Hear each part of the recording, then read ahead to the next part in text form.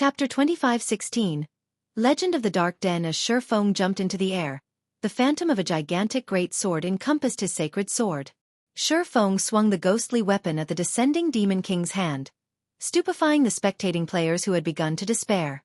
Is he really trying to block the Demon King's hand? Graceful Monarch was shocked as she watched Xueqi leap into the air. The Demon King's hand had Tier 5 power. Not even the Extreme Light Shelter's defensive magic array could stop that attack. At this stage of the game, this spell was unstoppable. It was why everyone had been overwhelmed with hopelessness the moment Troubled Times had used the Demon King's hand. Graceful Monarch had never expected Xueqi to confront the Demon King's hand instead of fleeing. The man was simply ludicrous. The only thing anyone could do was shake their head as they watched. No player could hope to block the Demon King's hand attack. Players could only flee for their lives. The moment the Demon King's hand appeared, however, space within several thousand yards froze. Without a high-tiered magic scroll, which could break through frozen space, players could only rely on their own 2 feet to escape. Of course, trying to cross several thousand yards on foot in a few short seconds was a joke. So what if you can suppress the Sentinel Shelter? Against the Demon King's hand, you're nothing more than a pest. Troubled Times, shrouded in a black barrier, sneered as Xueqi tried to attack the colossal pitch-black hand. You'll die alongside the Sentinel Shelter's people. The Demon King's hand was his greatest trump card. He hadn't wanted to use it, but he could just let Zero Wing get away with annihilating his team. There was only one way to stop the Demon King's hand. One would have to kill the user before they shattered the black crystal. Once the crystal shattered, not only would the energy within summon the Demon King's hand, but it would also surround the user in a protective barrier, keeping the user safe from the wrath of the Demon King's hand. By the time Troubled Times finished his statement, the Phantom Greatsword had collided with the descending black hand. The Demon King's hand was the size of a mountain, and although the Phantom Greatsword was quite large, it was little more than a toothpick against the colossal palm. It was utterly insignificant. Boom! The instant the two attacks met, the sky shattered, and a massive spatial tear stretched for several hundred yards. The sound of an explosion echoed throughout the map, and the intense shockwave shoved back the players below, making them stumble. Once the shockwave had passed, the watching players looked up and realized that the gigantic hand had come to a grinding halt as if it had encountered an invisible wall. Suddenly, a figure shot down from the sky, crashing into the ground like a meteor with enough momentum that the impact created a crater that was several meters deep and over 24 meters wide. Everyone froze in shock. They only snapped out of their dazes after 4 seconds had passed. He did it. He actually blocked it. But that's the Demon King's hand. It's as powerful as a Tier 5 attack. Is he even human? The Extreme Light Shelter's players cried out in shock. For a moment, they even forgot to celebrate the fact that they had just survived the Demon King's hand attack. So, that is Zero Wing's guild leader. Astonishment flashed in Purple Rakshas's eyes as she stared at the pitch-black hand as it gradually faded out of existence. Xueqi was simply too strong. She had met plenty of experts after leaving the Dark Den, but none were a match for Xueqi. His strength was beyond words. The Demon King's hand was every Dark Den player's nightmare.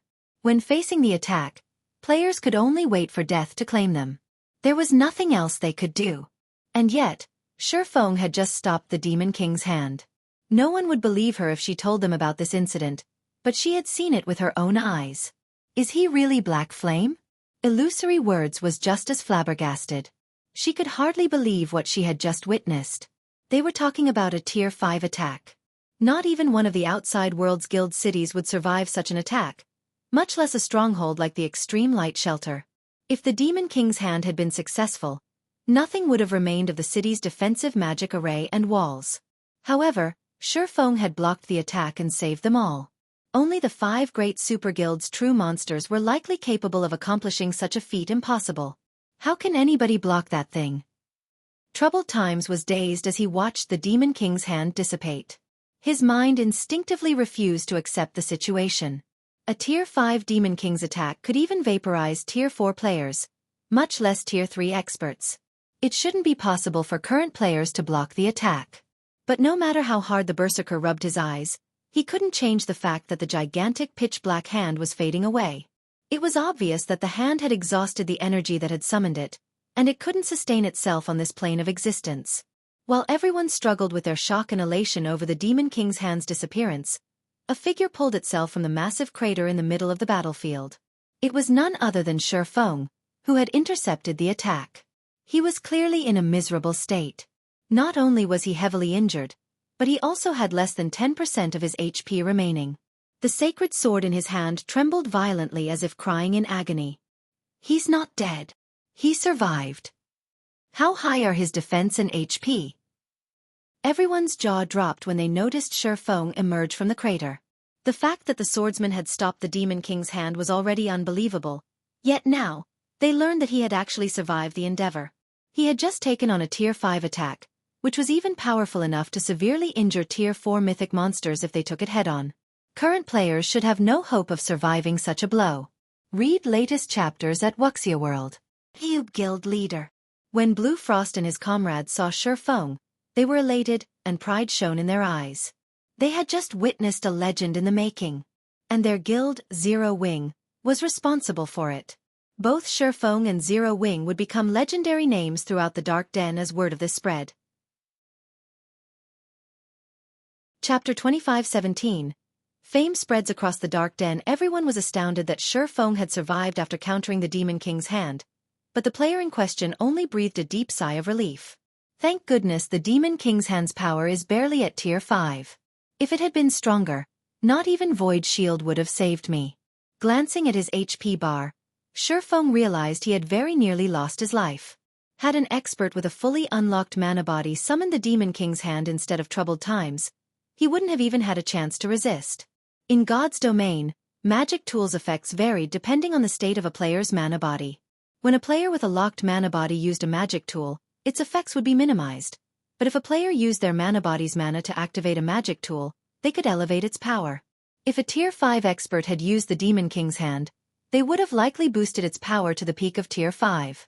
Fortunately, Troubled Times hadn't unlocked his mana body's full potential yet. With his disintegration armor's help, Xueqi had forced himself to Tier 4, but his strength was nowhere near Tier 5, even after using Holy Annihilation's first sword.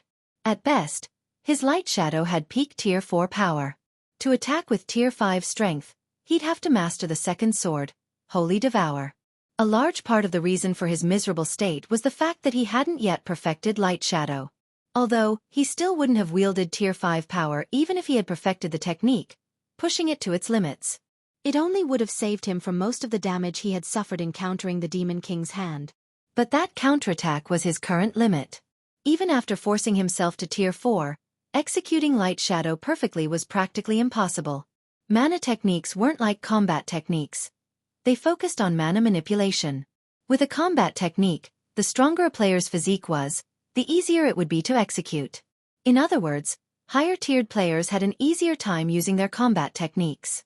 However, the opposite was true for mana techniques. The higher-tiered a player was, they would have access to more mana to control, and as a result, controlling mana became more difficult as players reached higher tiers. Just using Light Shadow at Tier 4 had depleted more than half of his concentration. His consumption rate had been many times higher than when he used the technique at Tier 3. "Since you're done, Commander Troubled, it's my turn." Xueqi snapped, shifting his gaze to the dazed berserker a short distance away. Xueqi hadn't been loud, but when the Sentinel Shelter survivors heard him, their scalps went numb as fear overcame them. Even Troubled Times' instincts screamed at him to run, and he took an involuntary step back for each step Xueqi took toward him. This swordsman was monstrously strong. The man had actually survived a hit from the Demon King's hand. Troubled Times couldn't even imagine what he could do against Xueqi. Although he knew that Xueqi was on his last leg after countering the Tier 5 attack, and he could probably kill the swordsman with a normal attack, he was afraid. He was even terrified of trying. No one could guarantee that Xueqi didn't have another trick up his sleeve. Moreover, demon players paid a much greater price than human players when they died, especially demon viscounts like Troubled Times. The crowd only gasped as they watched. He can still fight in such a state? Graceful Monarch's mind was blown when she sensed Xueqi's aura, which was growing stronger, not weaker. Even she was confident that she could easily defeat Xueqi in his current state, not to mention the demonized Troubled Times. But when she looked at the swordsman as he slowly approached Troubled Times, her instincts warned her to flee. "Black Flame, I surrender." But, Don't you dare assume that Sentinel Shelter will just give up.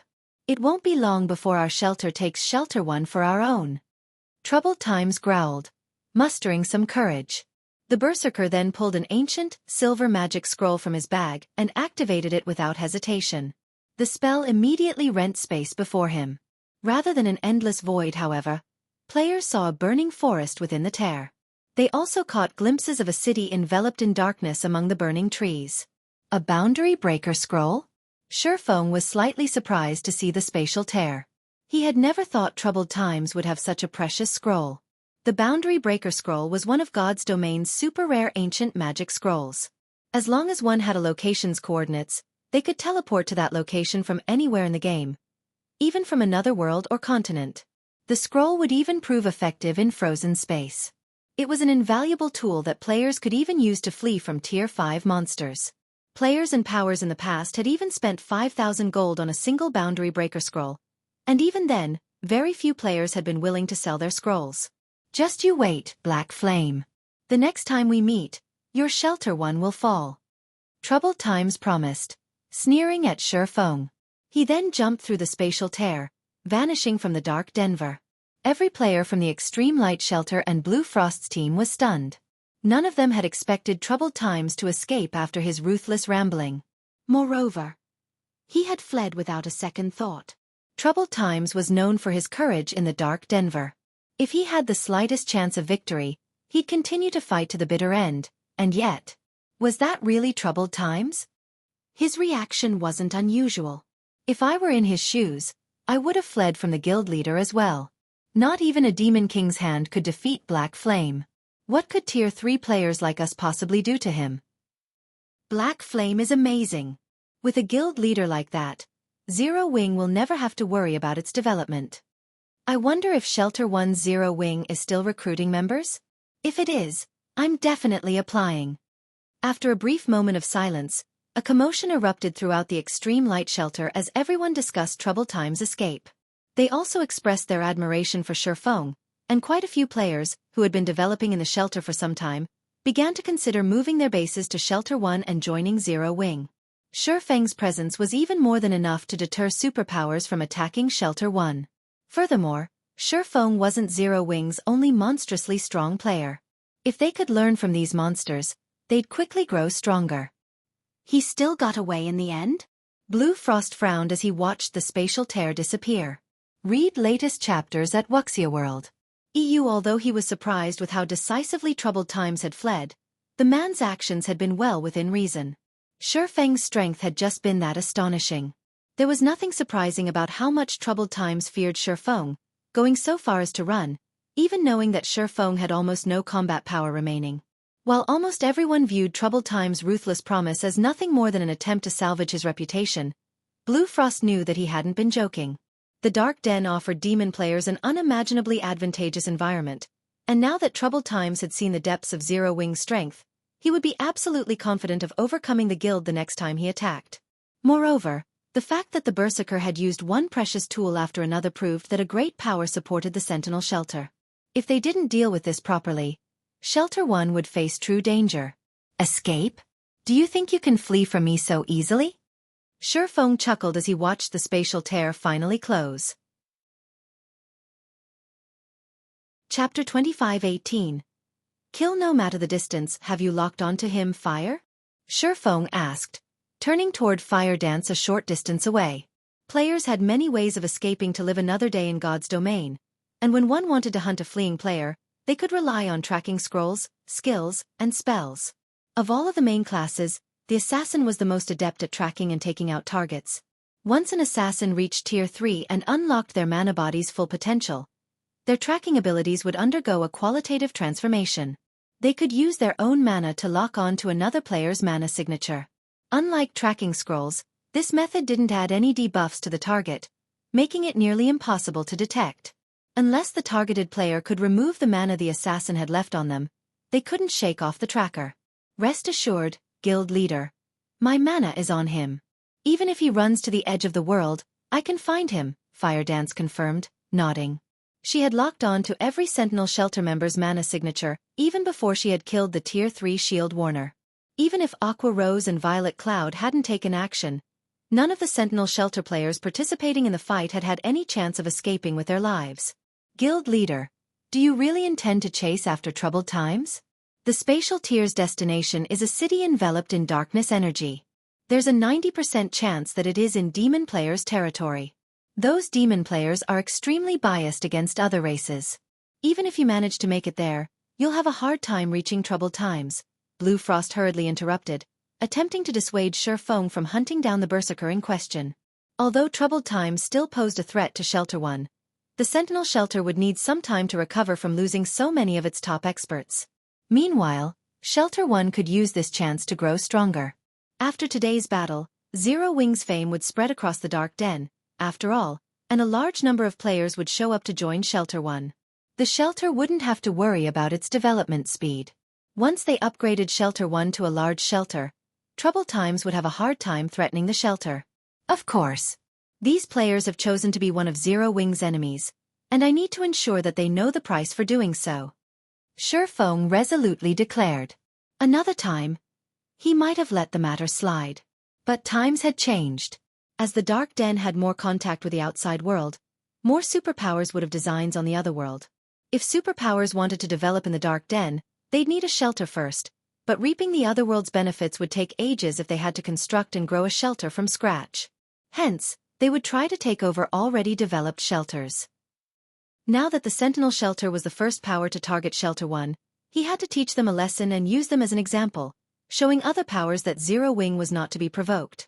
If he didn't act now, more powers would target his shelter in the future. I understand. I'll see to the necessary preparations, but now that the various powers are fighting over the bronze teleportation gates, traveling to the main continent is incredibly challenging. I'm afraid that we'll need some time before we can go after troubled times, Blue Frost said. Blue Frost understood what Xueqi intended when he heard the man's reply.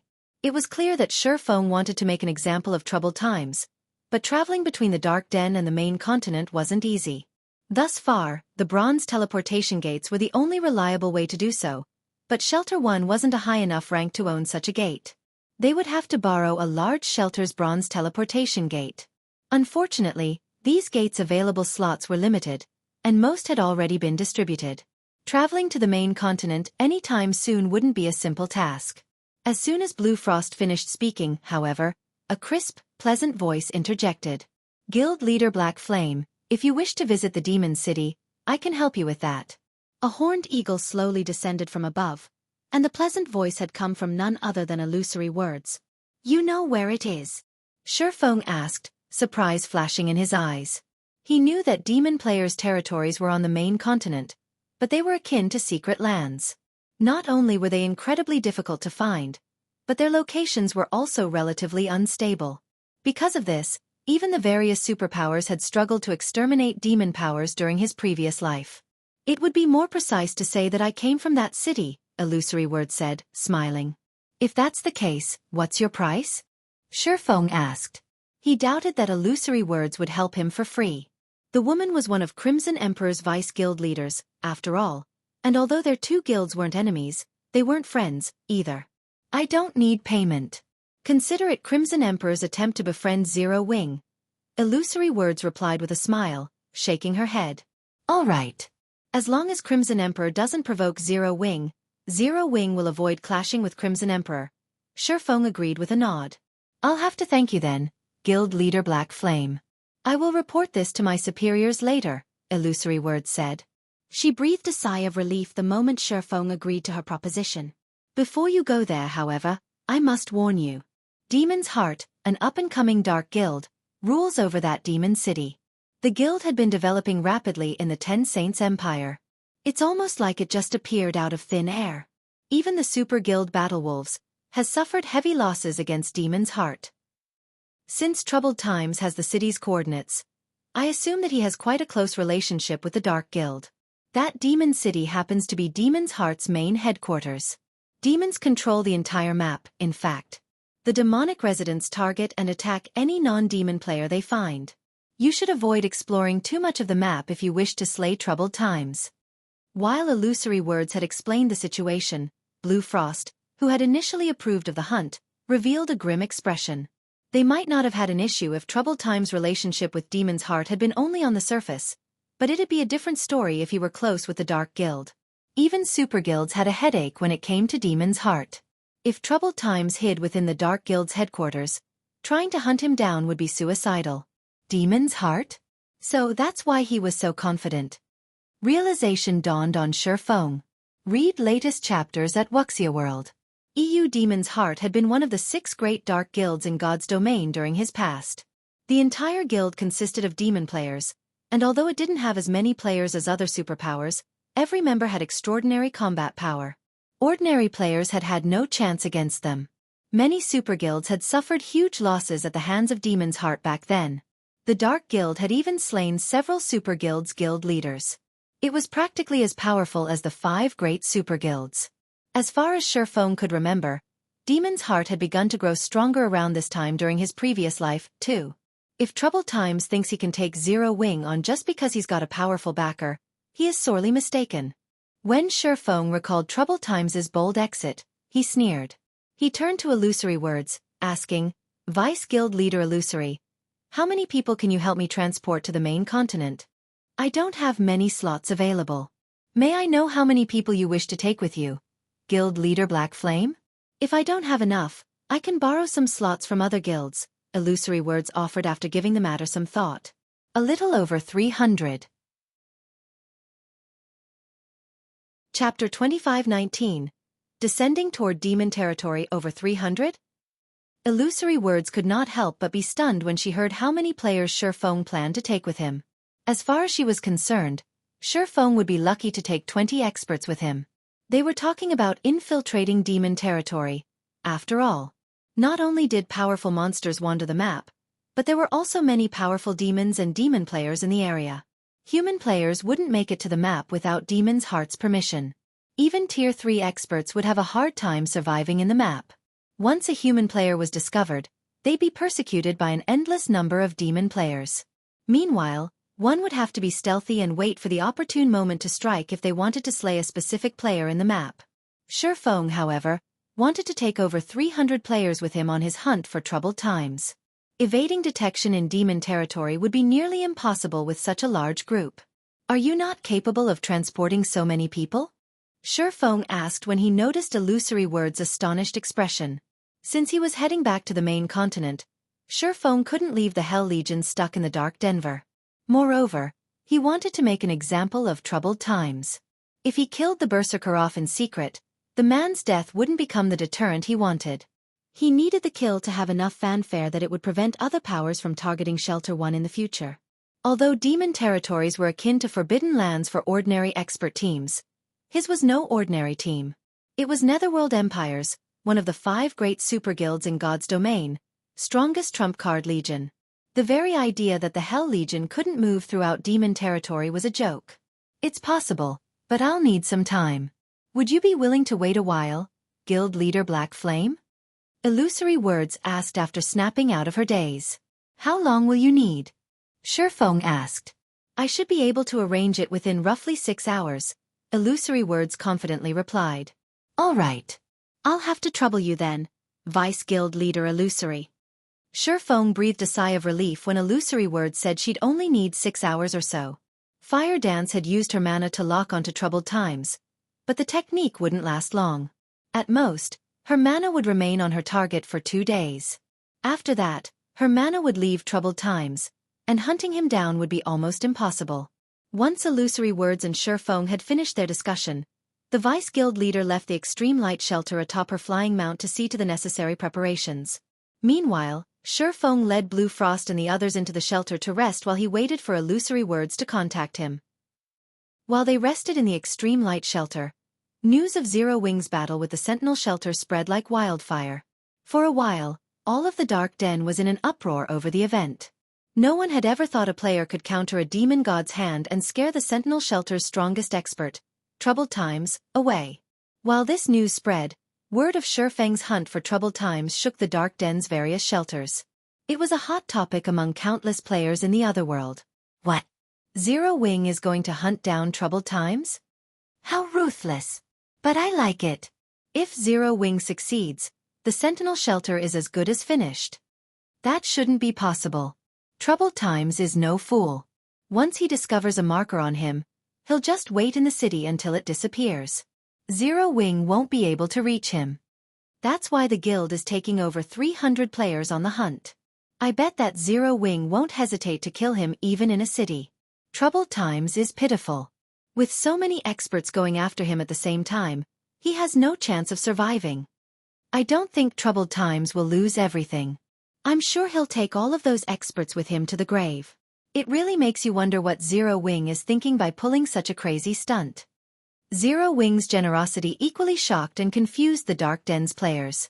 They had never thought that Zero Wing was ruthless enough to gamble the lives of 300+ experts just to take out a defeated general. Even if Zero Wing succeeded, the guild would suffer massive losses. Lava Valley, Demon City. Several middle-aged men, one of which was none other than Troubled Times, the commander of the Sentinel Shelter's #1 adventurer team, sat around a table in one of Demon City's high-class bars. Commander Troubled, the Zero Wing you spoke of is insane. The guild actually plans to come here just to deal with you. It's just 300+ experts. If they dare come to this city with so few players, they'll be wiped out before they even reach the city gates. I know, right? We're in demon territory.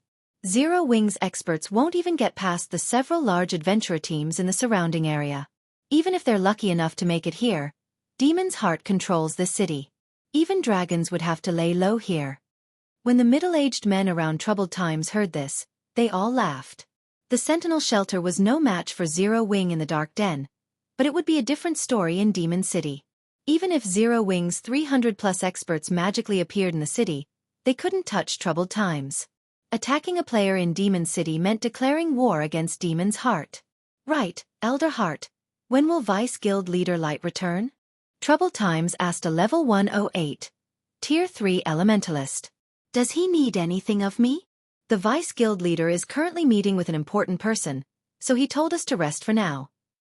He's already commissioned the city's large adventurer teams to deal with the Zero Wing issue. Rest assured. I doubt you'll even get to see Zero Wing's experts by the time this has been settled. The elementalist named Furious Heart replied, smiling. The city's large adventurer teams are getting involved? The news allowed Troubled Times to breathe a sigh of relief. Demon City's large adventurer teams wouldn't be able to harm Xueqi in the outside world. At best, they might take out Zero Wing's other experts, but in demon territory, non-demon players were severely suppressed. They wouldn't be able to use their berserk skills. In other words, the terrifying berserk skill Xueqi had used in the Dark Den wouldn't be available to him. Xueqi would have to face a large number of demon players and a few that had basic attributes on par with or greater than Troubled Times. While Troubled Times chatted with Demon's Heart's elders, a 5-meter-tall, space-time gate appeared in a volcanic region within the Lava Valley's outer area. Read latest chapters at Wuxia World. Numerous figures burst forth from the gate, and leading the group was none other than Xueqi. I'm finally back. Xueqi gave a rueful sigh when he felt the familiar mana around him. Sure enough, one can only fully exhibit their full strength in a familiar environment. He couldn't help but feel a little uncomfortable both on the mana-deficient Western continent and in the mana-rich Dark Denver. The instant he returned to his own continent, however, he felt his mana affinity improve. Everyone's through. Guild Leader. What should we do next? Blue Frost asked Xueqi. He felt a little nervous around the Hell Legion's members, who had concealed their appearances under black cloaks. Since everyone's here, it's time we pay Demon City a visit. Xueqi declared with a grin. He then had Fire Dance lead the way toward Troubled Times.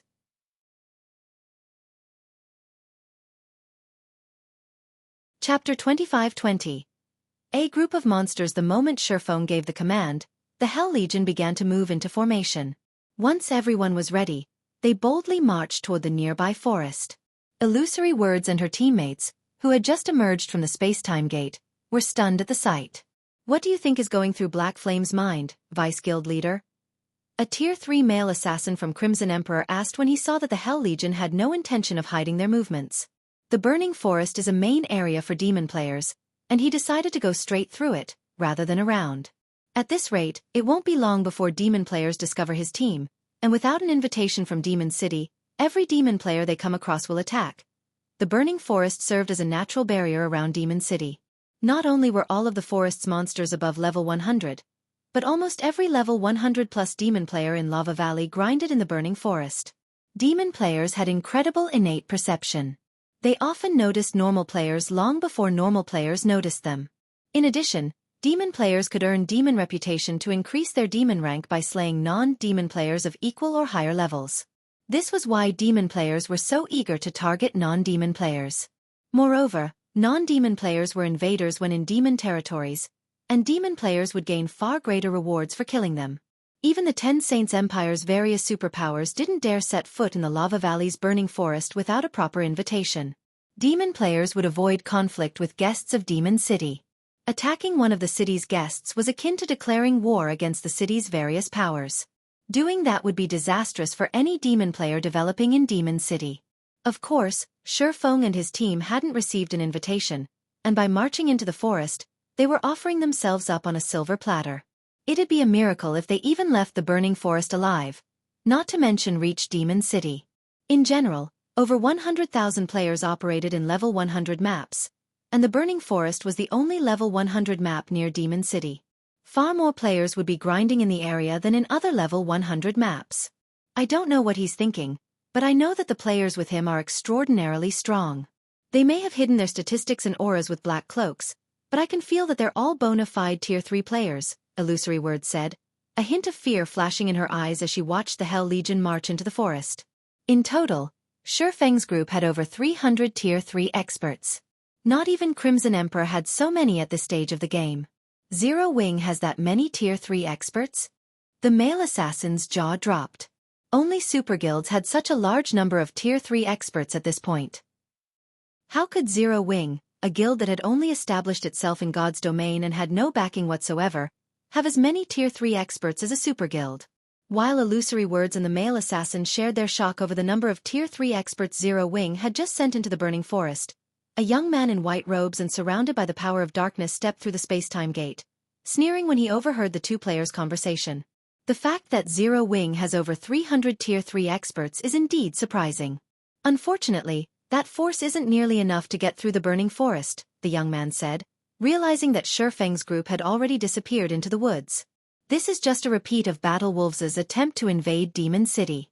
Not only had Battle Wolves dispatched over 300 tier 3 experts, but it had also sent an army of over 100,000 tier 2 experts. In the end, Battle Wolves' army had been annihilated before it had reached the city. I've also heard that Demon's Heart has hired the city's large adventurer teams to stop Zero Wing's force.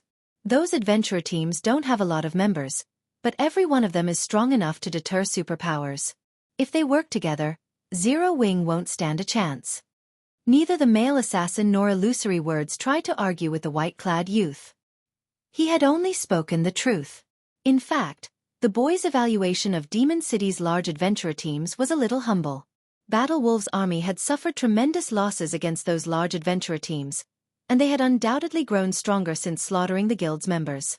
As the white-clad youth and Illusory Words quietly discussed the situation, a party of demon players had discovered Xueqi's team. Why have so many human players come to the burning forest? Are they the bounty targets Demon's Heart announced? And here I thought Demon's Heart was joking. I hadn't actually thought that these human players would dare enter our territory. Quick! Send word to the large adventurer teams. If we take too long to report this, someone else will and claim the reward. The demon party's members were ecstatic over discovering Xueqi's group. They immediately reported their discovery to the large adventurer teams within the forest. Just as they were about to contact one of the adventurer teams, however, over 100 figures descended from above, landing a short distance from Xueqi's team. They all wore jet black plate armor and wielded standard weapons. They also radiated dense power of darkness and emitted an intense pressure that even deterred tier 3 experts from approaching. Crap! How is our luck so bad? I didn't know there was a demon patrol squad nearby. I guess we won't get credit for the discovery after all. When the demon party members saw the figures in black, they could not help but shake their heads and sigh dejectedly. The burning forest was demon territory, and demon squads patrolled the area. Every one of these squads consisted of up to 3 tier 4 great demons and 100 tier 3 advanced demons. They also maintained a 10-level gap above Demon City's mainstream players. They weren't a force players should take lightly. These demon patrol squads were a large part of the reason that the Battle Wolves' crusade on Demon City had failed before it had even reached the city gates. Now that one of these squads had discovered Xueqi's team, annihilation was almost certain. Furthermore, these demons had wings and were capable of flight. Even if Xueqi's group could fly, they wouldn't escape. Read latest chapters at Wuxia World. The watching demon players expected Xueqi's group to turn and flee, but they didn't. Rather, they took the initiative to charge at the demon patrol squad as if they had just found their prey. The Guardian Knight leading the charge bashed his shield into one of the level 115, Tier 4 great demons, which subsequently lost its balance and stumbled half a step back. That Guardian Knight's strength was unbelievable. A 3-meter-tall man and his emaciated companion proceeded to pin down the other 2 Tier 4 great demons. The Tier 3 advanced demons wanted to help, but other members of Xueqi's team got in their way. Xueqi's team suppressed the demon patrol squad, which normally had an overwhelming advantage over players. The demons struggled against the players attacking them, unable to cooperate while their HPs visibly plummeted. In less than 30 minutes, the entire demon patrol squad had been eliminated. Not a single demon had escaped with its life. Chapter 25-21. Turmoil in the burning forest. As they watched the demon patrol squad become nothing more than EXP for Xueqi's team, the demon players gaped in shock. Who are those people? The spectating demon players in the distance were both shocked and curious as they watched Xueqi's team. The demon patrol squads formed a solid defensive barrier that prevented intruders from reaching Demon City. They were akin to NPC city soldiers. Not only did they have an arsenal of powerful skills and spells, but they could also fight as a team. They were nothing like ordinary demon players. However, these demons were little more than ordinary monsters before Xueqi. Are we still going to wait for the adventurer teams, leader? A level 105, Tier 2 ranger asked, turning toward the Tier 3 assassin that led their party. Not even Demon City's large adventurer teams would have an easy time against a team that could annihilate a demon patrol squad so effortlessly. Otherwise, those adventurer teams wouldn't share much of their spoils with an ordinary party.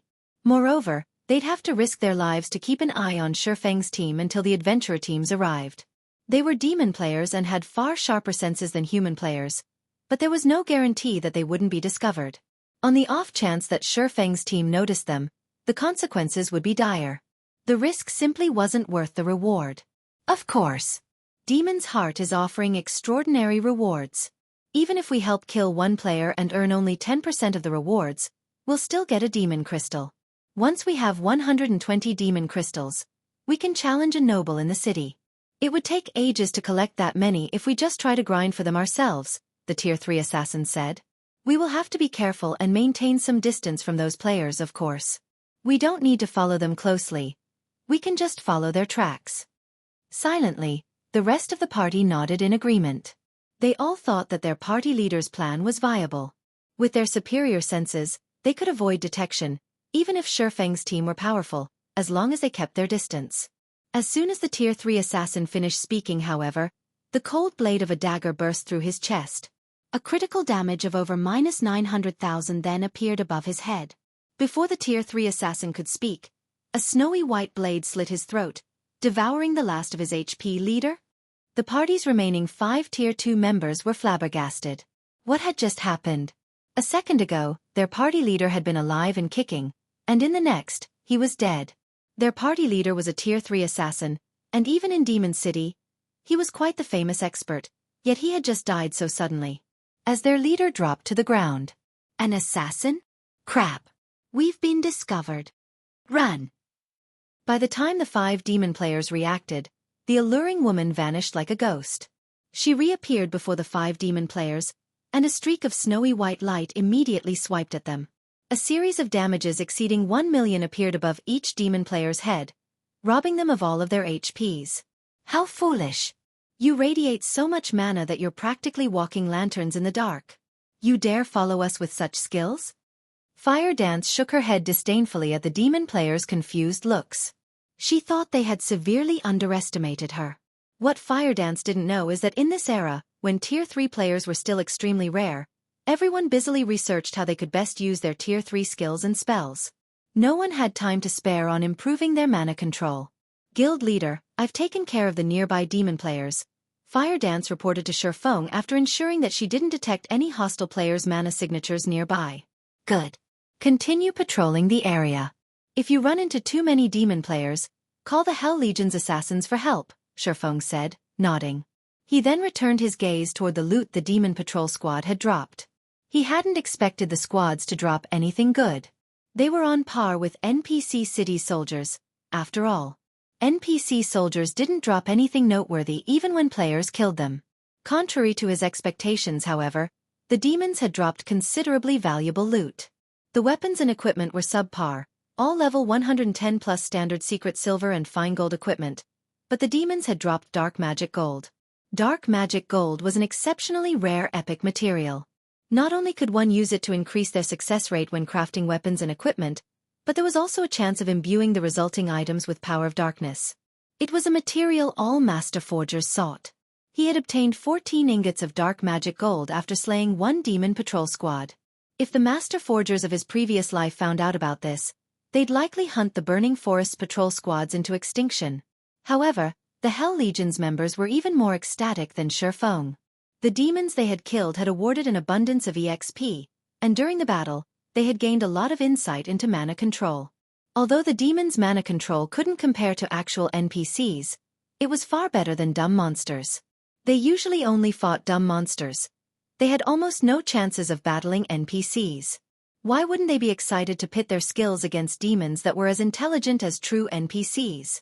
Initially, the Hell Legion hadn't been particularly eager to attack Demon City, but this discovery had lit an enthusiastic fire in their hearts. While exploring the Burning Forest, the Hell Legion made no attempts to avoid demon patrol squads. Instead, they actively started to search for them. Meanwhile, elsewhere in the Burning Forest, a 1,000-man team assaulted a monster nest under the protection of a level 110 mythic boss. Although the team only had 1,000 players, over 80 of them had already reached Tier 3. Not even first-rate guilds could field such a team at this stage of the game. The several players leading the team easily suppressed the mythic boss, allowing the rest of the team to deal with the Great Lords and Grand Lords. Excellent! The monsters that ran ahead have been taken care of. All Tier 3s, attack the boss. A valiant level 108 man in black robes and wielding a golden staff shouted as he fought the mythic boss. The 80-plus Tier 3 experts suddenly turned away from their targets, shifting their attention to the nest's boss. In less than 6 minutes, the mythic boss, which nearly everyone feared at this stage of the game, collapsed, dropping a pile of loot around its corpse. Although the independent teams watching from afar were tempted by the large number of items the mythic boss had dropped, none of them dared to steal the loot. The adventurer team raiding the monster nest was one of Demon City's large adventurer teams. The small organization was only inferior to the city's 2 guilds. Anyone that tried to steal from that adventurer team shouldn't dream of surviving in Demon City for long. Commander, Black Blind Man just sent a message stating that his party has discovered Demon's Heart's targets. A level 107, Tier 3 assassin quietly reported to the valiant man leading the team. They're already here? The valiant man grinned. Notify everyone. We'll head that way immediately. Black Blind Man is a cunning bastard. There's no way he stopped after notifying our team. If we take too long, there won't be anything left. Black Blind Man also warned that these players are incredibly strong. They actually had the upper hand over a demon patrol squad, the Tier 3 assassin said. They overpowered a patrol squad? I suppose they must be powerful. It's no wonder why Demon's Heart has offered such an excellent bounty, the valiant man said, nodding. Where are the targets now?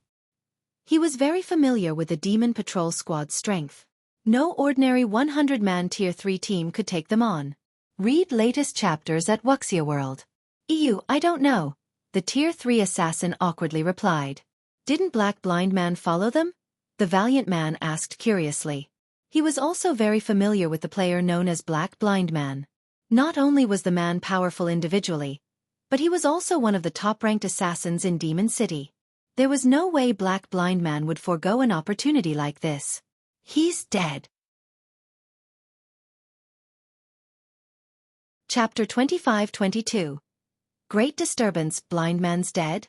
The valiant man, Regretful Wind, was astonished by the report. Someone actually noticed him and killed him, with his cautious nature and tracking skills? Black Blind Man was a relatively well-known assassin in Demon City, and his sharp senses were particularly outstanding.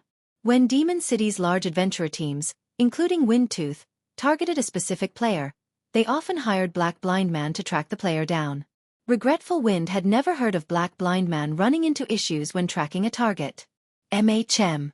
According to Blind Man's teammates, his grinding party had been annihilated without any time to fight back. In a fit of rage, Blind Man logged off and contacted his close friends to notify everyone in the city. He wants Demon City's players to ambush the people who killed him, the Tier 3 assassin said, nodding. Unfortunately, his message is over 10 minutes old, and we don't have any new details about the invaders' whereabouts. Since those players can defeat a demon patrol squad, they must be fairly strong. I guess it isn't surprising to hear that they've killed Blind Man, but we have to hurry. Now that Blind Man has informed the public of the situation, many of the city's players will prepare for battle, Regretful Wind said, frowning. He wouldn't have much of an issue if Black Blind Man had simply informed the city's large adventurer teams. Only a small fraction of Demon City's player population consisted of large adventurer team members. Even if the adventurer teams mobilized all of their members, locating the intruders in the burning forest wouldn't be easy. If everyone in the city knew about them, however, locating the intruders would be a piece of cake, and the Windtooth adventurer team would have a lot more competition. Demon's Heart had offered an extraordinary bounty for these players' heads, with each intruder worth 10 demon crystals. Players could slay the monsters in demon territory for demon crystals, but the drop rate was incredibly low. Players could only increase their chances by hunting powerful monsters. Even the city's various large adventurer teams would be lucky to collect 10 or 20 demon crystals per day. Once players collected 20 demon crystals, they could apply for the challenge to earn a noble rank in the city. If they completed the challenge, they'd become one of Demon City's nobles and gain a significant boost to their strength. Even those with noble demon ranks had to acquire demon crystals to elevate their strength and position, although they would need even more demon crystals to do so. With the opportunity to earn 10 demon crystals per player killed before them, none of Demon City's residents would simply stand by and watch. Rest assured, Commander. I've already instructed our team to search the burning forest. It won't be long before we find the invaders. While I was grinding earlier, I also found a secret silver treasure chest and obtained an exotic perception potion. The potion can improve a player's senses and tracking abilities for 6 hours. Normally, players' tracks fade after an hour, but with this potion, I can even follow 4-hour-old tracks. If we make our way to Blind Man's last known location, we should easily be able to locate these players, the Tier 3 assassin said, smiling. Even with the rest of Demon City's players after then, ordinary teams will be helpless against players this strong. We have more than enough time to claim the bounty. Good. We'll set off immediately. Once we locate our targets, you'll receive 10% of the bounty for your contributions. Also, instruct our brothers and sisters in the city to bring the trump cards we've kept hidden. Regretful Wind declared. Aren't you giving these newcomers a little too much credit, Commander? We've already stopped the Battle Wolves' invasion. How strong could a bunch of nobodies from the Dark Den possibly be? The Tier 3 assassin asked disdainfully. The Dark Den was merely a small otherworld, with a pitifully low number of players. The otherworld's total player population didn't even come close to half of the players in an ordinary kingdom. The only advantages the Dark Den had were its impressive leveling environment and abundance of skill and spell books. There was no way such a small world could produce experts as powerful as those in Demon City. I know, but each of them is worth 10 demon crystals. Letting a single player escape would be a waste, and I doubt that Demon's Heart will be so generous in the future, Regretful Wind said. Regretful Wind had never once been wary of the invaders. Battle Wolves had tried to invade Demon City with over 100,000 experts, yet the Super Guild's army had been obliterated before it had even reached the city. If not even Battle Wolves could make it through the burning forest, what could a few hundred invaders accomplish? What Regretful Wind truly minded was the demon crystals Demon's Heart had offered. I understand. I'll notify our members in the city right away. The Tier 3 assassin then did as he promised. Meanwhile, a great disturbance had rocked Demon City. This is our chance to get rich. 10 demon crystals per person. We won't let anyone get in our adventurer team's way. The intruders have already appeared in the burning forest's outer region? Inform out nearby members immediately. We must find them before other teams do. Invader hunting team recruiting. Anyone who wants to earn demon crystals should apply quickly. As Black Blind Man's friends spread the word, everyone in Demon City was in a frenzy. Over 100,000 players rushed toward the burning forest like a bunch of madmen. When Troubled Times, who rested in one of the city's high-class bars, heard the news, his expression turned gloomy. He hadn't thought that Xueqi would actually come here. "There's no need to worry, Commander Troubled. Now that this matter has caused such a commotion, the large adventurer teams we've hired won't be the only ones on the hunt. Medium adventurer teams are also on the move. Even if every super guild in the Ten Saints Empire worked together, they'd never get past so many experts." A man in silver armor tried to reassure Troubled Times when he saw the man's concern. "That's right. Even if Zero Wing somehow manages to make it to Demon City, Demon's Heart is still waiting for them. We stand by your side. Zero Wing's efforts will be for naught," Furious Heart said. He thought that Troubled Times was worried for nothing. "You shouldn't underestimate Black Flame," Troubled Times said. "Of course, if everyone here tries to stop him, I doubt he'll accomplish anything." Troubled Times had seen the strength of Demon's Heart's elders personally. They were all true monsters, particularly Furious Heart. The man was only half a step away from becoming a count in Demon City and was far stronger than Troubled Times, who had only recently become a demon viscount. Furthermore, demon players who had the viscount rank or higher received a strength boost while inside Demon City. While Demon City's players discussed Xueqi and his invading team, several thousand Windtooth members arrived in the burning forest's outer region. "Commander, I've found traces of their battle, and the tracks are still fresh. They should be nearby," the masked, Tier 3 assassin excitedly reported as he examined the lingering traces Xueqi's team had left behind. Read latest chapters at Wuxia World. EU good. Proceed according to plan, everyone. Regretful Wind commanded, instructing his team to prepare for battle. These players began to follow the Tier 3 assassin's lead while suppressing their auras to the best of their ability to avoid detection. As they followed Xueqi's tracks, they encountered Demon Patrol Squad corpses. 100, 200, 300. By the time Windtooth's members had crossed 3,000 yards, they had found more than 1,000 demon corpses, and the freshest had been from a patrol squad with over 200 demons. Chapter 25-23. Run, why are there so many fallen demon patrol squads? What happened here? Did those people kill all of these patrol squads? Windtooth's members were curious and afraid when they saw so many demon corpses strewn around them. The demon patrol squad served as a barrier between intruders and Demon City, with 10,000 demons patrolling the burning forest. Thus far, however, the adventurer team had found more than 1,000 demon corpses. This was 1/10 of the burning forest's defenses.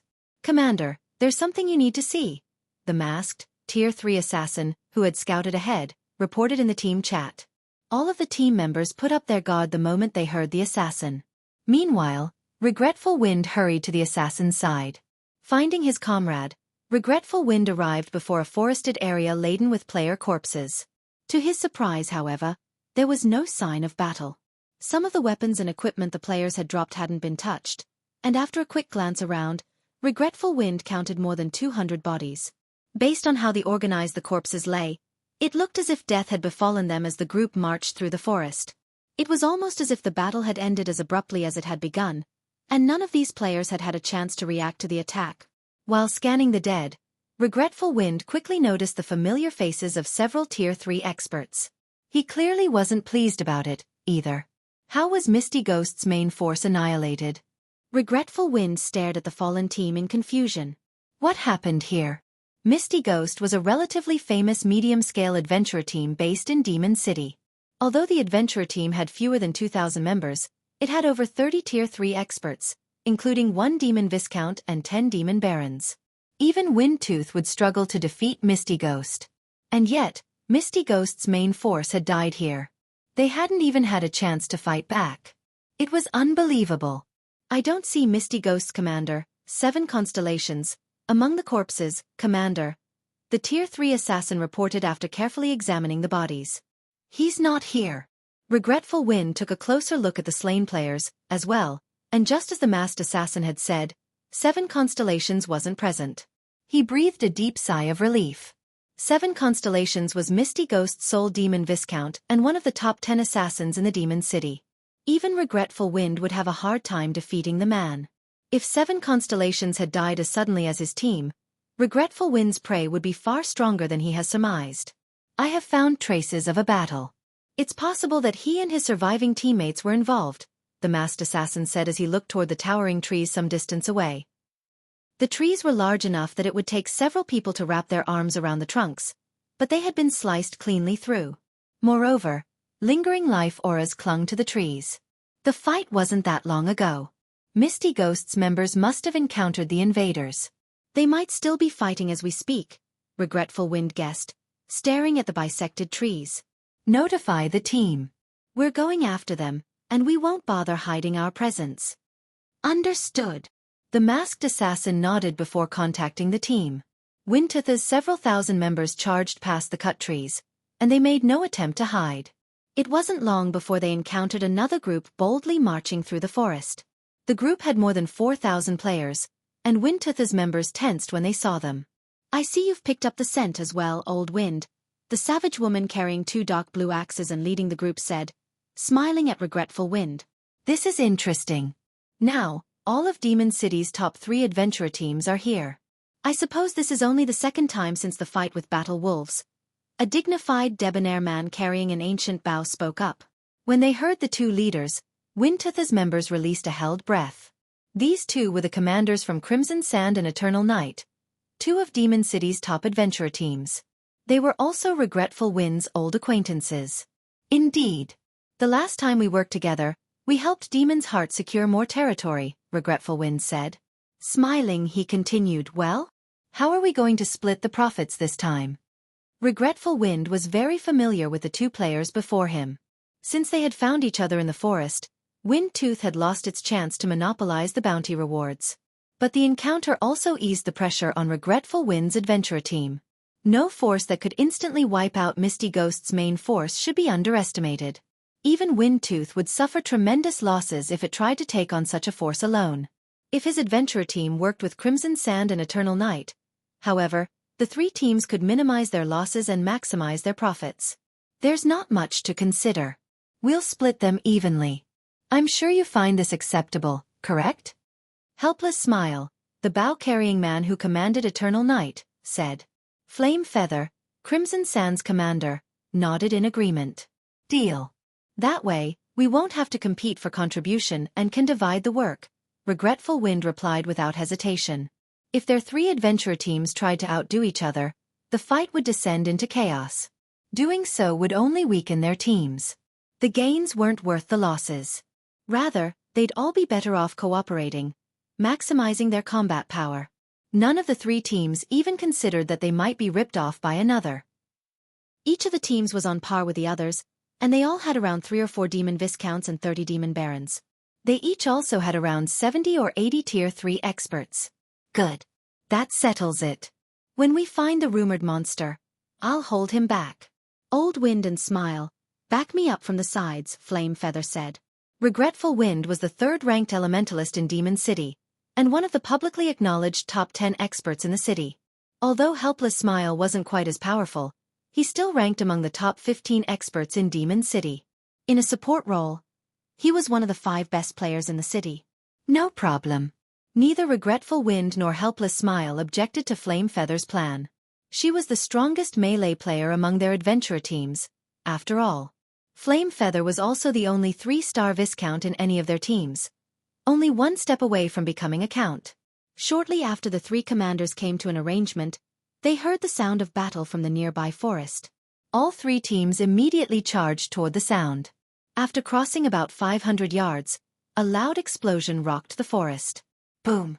A figure suddenly shot past the 3 adventurer teams like a cannonball, crashing into a large tree roughly 100 yards away from Regretful Wind. The tree shattered instantly, falling, while the figure slid down its trunk to the ground. To everyone's surprise, this figure radiated an even stronger aura than a Grand Lord of the same level. Even so, the figure rapidly lost HP. 7 constellations? Regretful Wind paled when he recognized the player. Read latest chapters at Wuxia World. EU Flame Feather and Helpless Smile looked at the player with somber expressions, as well. They were all familiar with 7 constellations and the strength he wielded. Demon City didn't have many viscounts, and as such, they all, more or less, knew each other. Despite his noble demon rank, however, 7 constellations had just been defeated. The man hadn't even had a chance to flee. They could only imagine how strong his opponent was. Monster! Run! Quickly! 7 constellations hissed between clenched teeth when he saw the nearby adventurer teams. Before he could finish his warning, however, his HP dropped to 0, and his body went as limp as a puppet with its strings cut.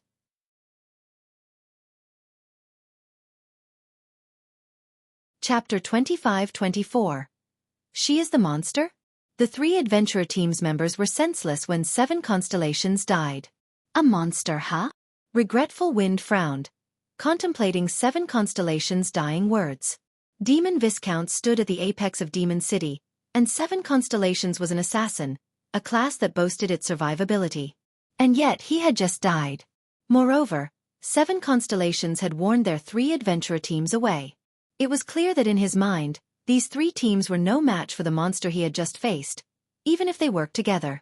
Although that was only the assassin's opinion, his words should be credible. If 7 constellations focused on getting away, not even the top-ranked experts in Demon City could stop him. But he had still fallen. It seems our opponent isn't as simple as we thought. What do you guys think? Regretful Wind asked the other 2 commanders. If they fought an opponent that even 7 constellations feared, the outcome wouldn't be as pleasant as they hoped. It's no wonder why Demon's Heart has offered such a gracious bounty, Helpless Smile replied, staring at the assassin's corpse. But this isn't the first time we've faced monstrous experts. Besides, if we flee, we'll become laughingstocks in Demon City by tomorrow. Although Helpless Smile felt the weight of 7 constellations' warning, it wasn't enough to order a retreat. Even if these intruders are powerful, there's no guarantee that we can't defeat them, Flame Feather agreed with a nod. Fighting spirit burned in her eyes as she launched into another charge. Don't forget, we have the home ground advantage. Our opponent may be a monster, but we'll still make him suffer. Monster-like experts were something to be feared. Ordinary Tier 3 experts had no hope against such players. However, their adventurer teams had fought monster-like experts before, particularly during the fight with Battle Wolves. Yet, these monstrous experts hadn't been powerful enough to save the guild from its miserable defeat in the Burning Forest. Furthermore, their adventurer teams had grown stronger since then. She was confident that they could hold their ground against monster-like experts and that they still had a chance at victory. The members of all 3 adventurer teams nodded in agreement with Flame Feather's sentiment. Achieving victory might be difficult if their teams fought alone, but they had all agreed to work together. Not even the 10 Saints Empire superpowers would dare to take on their combined force, much less a measly team of 300 plus. It wasn't long after she finished speaking, however, that everyone noticed a lithe figure beside 7 constellations' corpse. The figure silently looted the assassin's body as if she didn't have a care in the world. What amazing concealment techniques! Surprise flashed in Regretful Wind's eyes when he saw the woman who had abruptly appeared. As demon players, their perception of non-demon races' life signatures was incredibly powerful. Even an assassin in stealth would have a hard time hiding from demon players, especially with less than 100 yards between them. However, they couldn't seem to detect a trace of the female assassin's presence.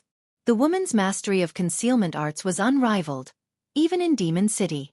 Is she the monster 7 constellations warned us about? Helpless Smile's expression tensed as he watched the alluring woman a short distance away. If he encountered the assassin normally, she'd kill him 9 out of 10 times. He finally realized, more or less, why 7 constellations had failed to escape. Interesting.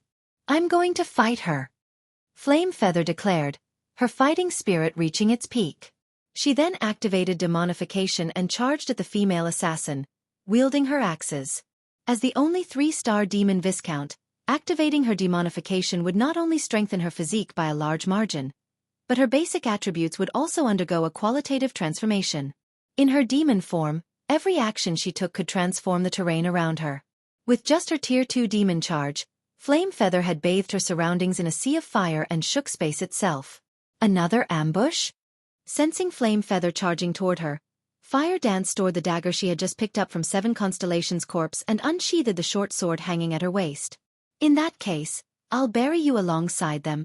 Fire Dance then swung 1,000 transformations through the empty air before her. Tier 3 skill. Triple Flash. 3 streaks of black light shot toward Flame Feather, one after another and as fast as lightning.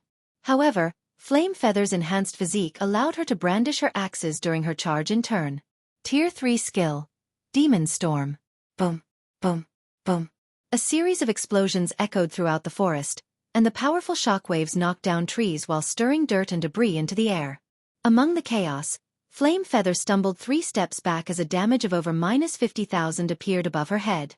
The difference between the two women's strengths was clear. What? Flame Feather was pushed back even in her demon form? The scene astonished Helpless Smile. He was perfectly aware of how powerful Flame Feather became after activating demonification. She was undoubtedly the strongest player among 3 adventurer teams. In her demon form, Flame Feather's Tier 3 skills were nearly as powerful as Tier 4 attacks. Yet she had just lost a competition of strength against this human assassin. Amazing! It's no wonder why 7 constellations called you a monster and assumed that we're no match for you, Flame Feather said, the flame of passion in her eyes burning even brighter than before. She launched into another charge, continuing, if I were alone, I wouldn't be a match for you, but in this forest, I'm not your only opponent. Regretful Wind finished activating his demonification as Flame Feather finished her statement, and he began to chant an incantation. When he completed it, he slammed the butt of his staff on the ground, and a golden 2-fold magic array appeared under his feet. Tier 3 spell, Earthen Roar. Suddenly, the earth beneath Fire Dance's feet burst, exploding with countless streaks of light. Meanwhile, Helpless Smile didn't waste time. After activating demonification, he pulled the string of his ancient bow and launched 6 arrows into the sky, which formed a 6-pointed star above the assassin. Tier 3 skill, Demon Thorns. As the star-shaped magic array took form, pitch-black magic arrows descended, each with the power of a Grand Lord-ranked archaic species. Under Helpless Smile's control, a total of 18 magic arrows fell, diverting Fire Dance's attention away from Flame Feather. The nearby adventurer team members gaped, impressed by their commander's coordination. They had never guessed that those 3 would be so strong when they worked together. How was this still a battle between players? It was basically a fight between monsters. Not even Battle Wolves monster-level experts could stop their 3 commanders when they cooperated. With attacks coming in from all directions, Fire Dance was forced to activate a life-saving skill. She immediately used shadow steps to appear behind Flame Feather, evading the countless streaks of light. She dodged most of the 18 magic arrows, relying on Wind Step's brief invulnerability to block 5 unavoidable shots. She then tried to block the 2 incoming axes with 1,000 transformations. Boom! Fire Dance didn't have time to use a skill to block the axes, filled with power of darkness in time, and as her short sword collided with Flame Feather's weapons, she was sent flying, losing 70,000 HP in the process. She didn't even have 1 million total HP, and the strike claimed a visible chunk. All hail the commanders. So what if she's a monster? She's still at a disadvantage against our commanders. The adventurer team members were ecstatic and overcome with pride to see one of their commanders dominate this monstrous assassin. The various superpowers monster-level experts were a nightmare for adventurer teams like theirs. Although their teams had defeated Battle Wolves' monstrous players, that had only been possible because of Demon's Heart's help. To be precise, their 3 adventurer teams had merely played a support role. However, their teams now had the strength to deal with monster-level experts, too. Now that she's alone, we can't let her escape. Flame Feather shouted to Regretful Wind and Helpless Smile. Fire Dance was clearly the invader's cornerstone, and since she was alone, this was the perfect chance to take her out. If they could not defeat her, and she regrouped with her allies, dealing with her would prove far more challenging. Relax. I've already had people set up a spatial barrier. She might be an assassin, but she won't get away that easily. Regretful Wind replied, grinning. After witnessing the initial clash between Flame Feather and Fire Dance, Regretful Wind realized the importance of this battle. Hence, he had instructed his subordinates to set up a magic barrier before he had even joined the fight. He wanted to ensure that they could flee if they were no match for the assassin, and if they were, that they'd have an easier time taking her down. Although they now had the upper hand, killing a monster like Fire Dance wouldn't be easy, but with the magic barrier up, they could buy enough time to complete the task. Read latest chapters at Xueqi World. EU. Even as Regretful Words finished his statement, a gigantic barrier rose around the battlefield, covering a 200-yard radius.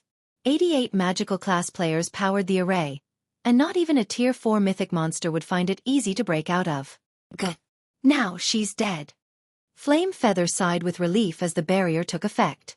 A second after the magic barrier completed, however, an arc of blue lightning struck from a distance. Boom! Everyone heard the sound of glass shattering as the sturdy barrier disintegrated into particles of light.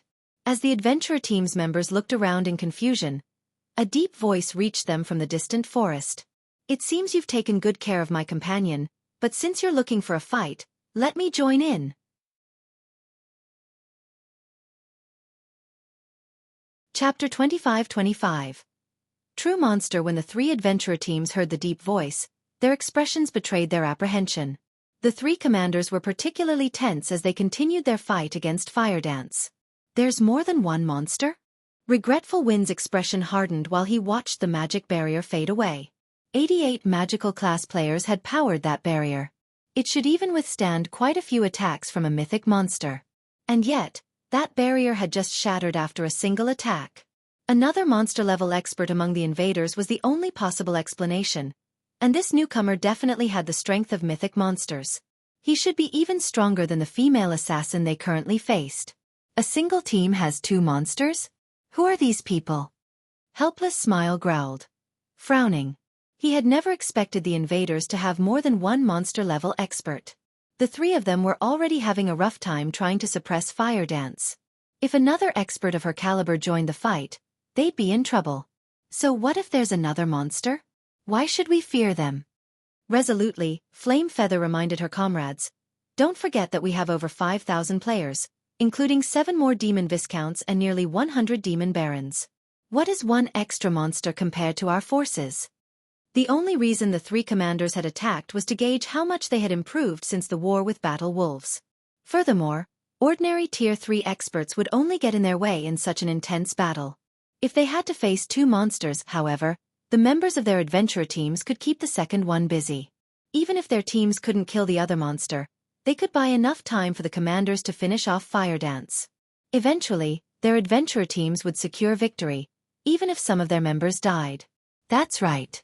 However, it seems we'll incur some losses in this operation, Helpless Smile said, nodding.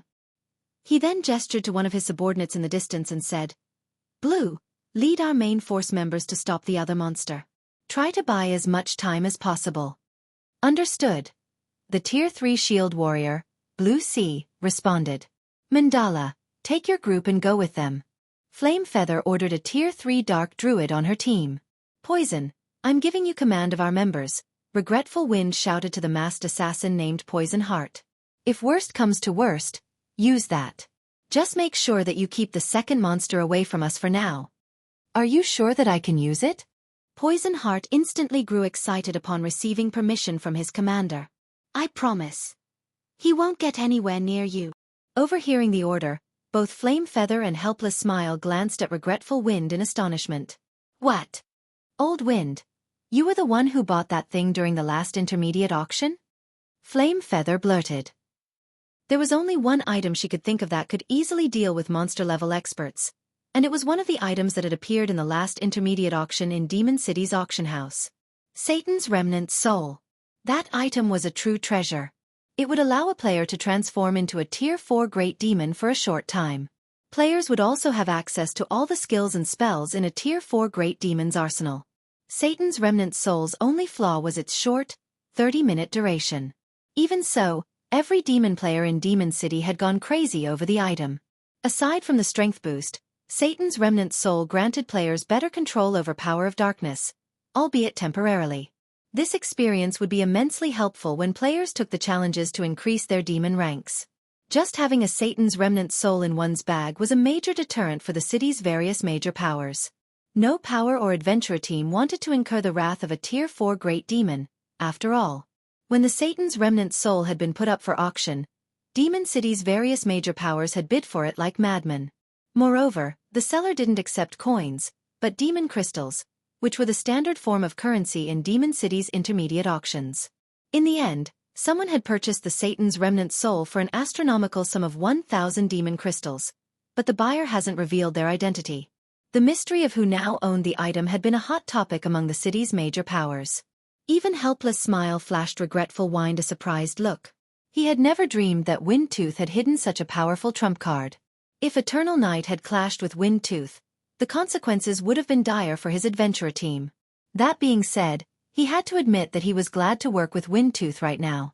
MHM. I dug up practically everything we had to win it, Regretful Wind proudly confirmed. I had wanted to save it for a fight against a superior mythic, but I don't mind using it to annihilate these invaders. I will say this, however. Any invader Poison Heart kills belongs to Windtooth. Since you're willing to go to such lengths, we won't take advantage of you. Don't worry. Helpless Smile agreed, nodding. That's right. We won't ask for any loot from an invader the Great Demon slays. I'd be even happier if the Great Demon takes care of the two monsters, Flamefeather said, laughing. She had been confident that the three of them could defeat Fire Dance eventually with a magic barrier to back them up. But now that the barrier had fallen, they wouldn't be able to stop the assassin if she focused on fleeing. This battle would go much smoother if Poison Heart could take care of the two monstrous invaders. In the fields, monster-level experts posed an extraordinary threat, especially if they had no qualms with hit-and-run tactics. They were an absolute nightmare to deal with. That's reassuring, Regretful Wind said. He then turned toward Poison Heart and said, since the two commanders have agreed, use it, Poison. The Satan's remnant soul was precious, and there was almost no chance that another would go up for auction, but obtaining the monster-level experts' weapons and equipment would make it a worthwhile transaction. The superb quality of their weapons and equipment was a large part of the reason that monster-level experts were so much stronger than peak experts. He could likely earn back the cost of using the Satan's remnant soul with just one of their weapons or equipment pieces. Possibly even more.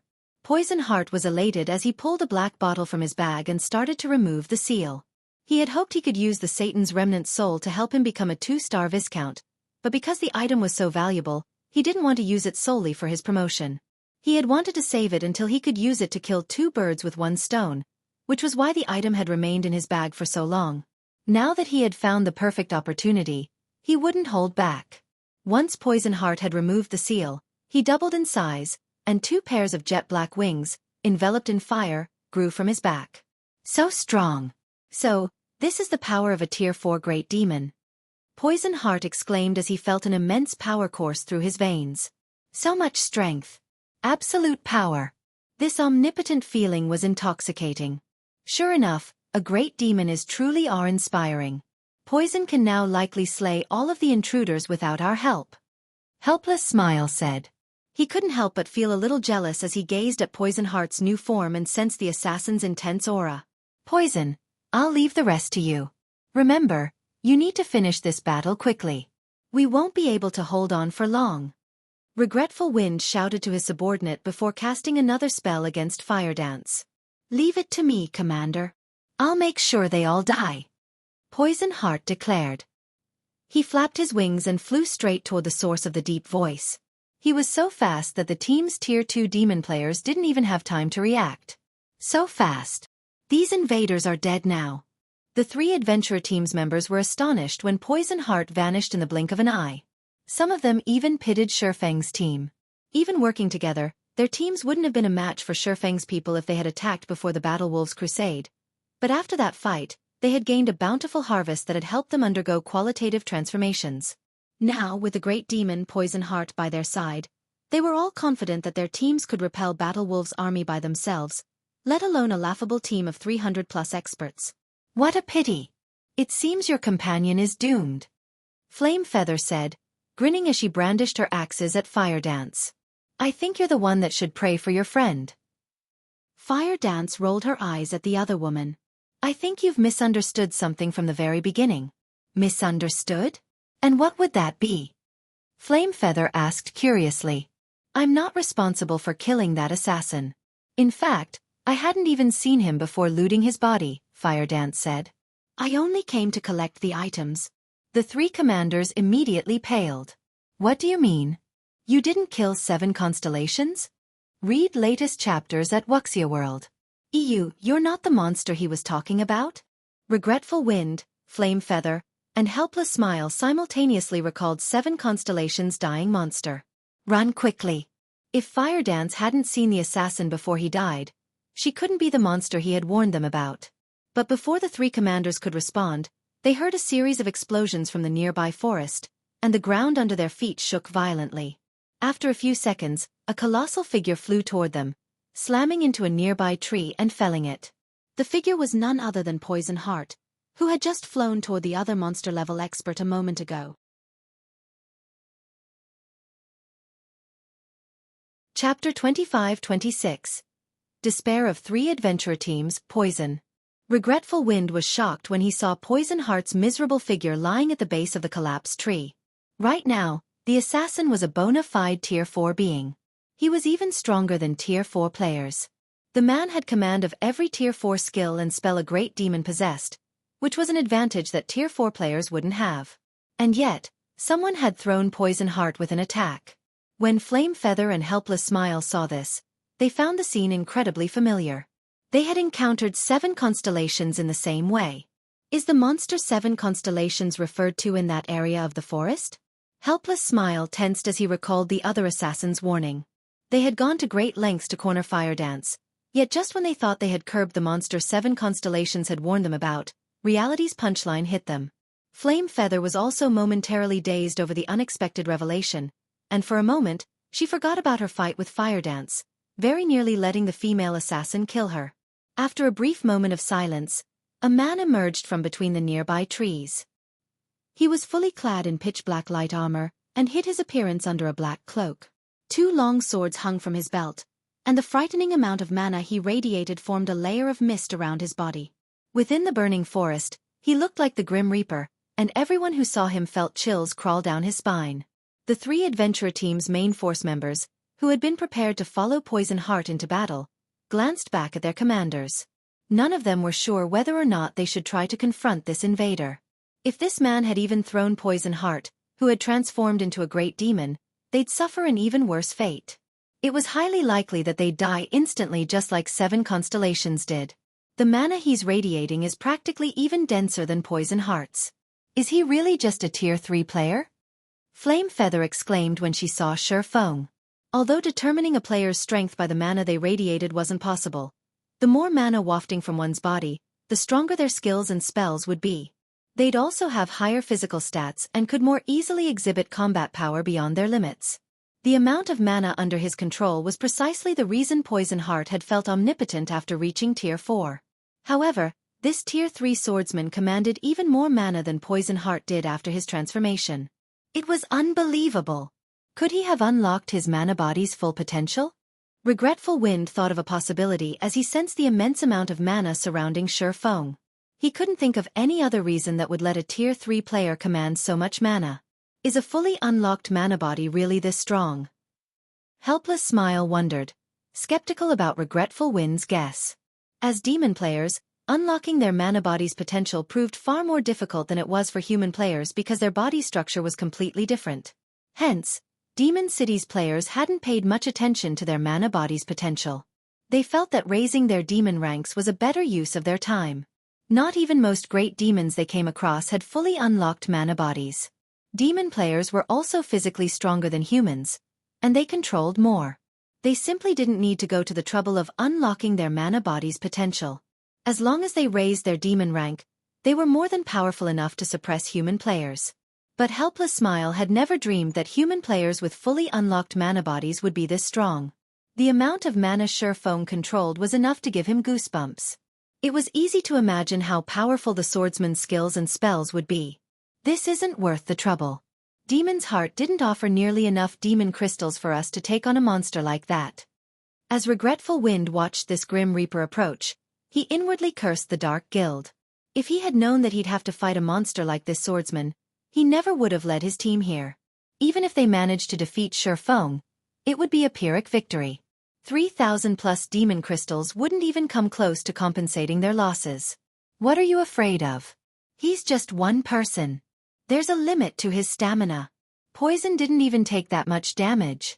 We can definitely wear him down if our main force members work together. As long as we defeat this assassin, we can take our time with the swordsman. Flame Feather shouted when she realized that the 3 adventurer team's main force members were cowering in fear. Her insistence snapped the main force members out of their daze, and they trusted that the commander was correct. Regardless of how powerful a player was, There was a limit to one's stamina. Xueqi was merely one person. No matter how strong he was, he couldn't kill them all. Aside from the 100 or so demon barons, they had over 5,000 demon experts with them. Their teams were more than capable of whittling Xueqi down. That's right. So what if he is strong? We still have a great demon on our side. We can just keep healing Poison Heart, and that guy won't be able to stop us. Kill him. His weapons and equipment will only strengthen our adventurer teams. Fighting spirit burned within the adventurer team's members, and they immediately moved into formation, slowly approaching Xueqi. No. Run. Everyone get out of here. Poison Heart, who had just recovered from the crash, shouted, panicking as he watched his comrades move toward the human swordsman. They all turned toward the assassin, confused by the warning. They couldn't understand what he was trying to do. Did the man hit his head that hard? He's not alone. There's an entire team of monsters in those trees. Poison Heart hurriedly added. Before anyone could react, new figures began to appear behind Xueqi. The new arrivals concealed their levels and appearances under black cloaks, but their auras were horrifically intense. The several players leading the group had such a powerful combined aura that the adventurer team's members felt stifled. They felt even stronger than Grand Lords of the same level. Damn it! How is this possible? The blood drained from Regretful Wind's face when he saw the Hell Legion. Everyone, retreat! Retreat immediately! Both Fire Dance and Xueqi had suppressed their auras, so Regretful Wind hadn't been able to tell how strong they were. He could only guess based on his instincts and the mana they radiated. The Hell Legion members didn't bother to hide their auras, however. Read latest chapters at Xueqi World. EU. From the power Regretful Wind sensed, at least 5 of those human players were even stronger than Grand Lords of the same level, and even the weakest of the remaining members nearly rivaled Grand Lords. If their 3 adventurer teams tried to fight this group, it'd be a one-sided massacre. Hearing Regretful Wind's order, the stunned adventurer team snapped out of their daze and fled in all directions like a flock of startled birds. Damn it! Run! Flame Feather did the same, fleeing the moment she saw Hell Rush and his companions. As she ran, a deep hatred for Demon's Heart blossomed in her chest. What a joke! The enemy team had at least 6 monster-level experts, and more than 300 of them could rival Grand Lords of the same level. This was no longer a force that Demon City's powers could take on individually. They'd only have a chance of defeating these intruders if they gathered all of the combat power in the city. Anyone that tried to fight these human players on their own would be digging their own grave. Escape? Don't you think it's a little late for that? When the 3 adventurer teams began to flee, Xueqi turned to the Hell Legion and growled, "Kill them. Leave none alive."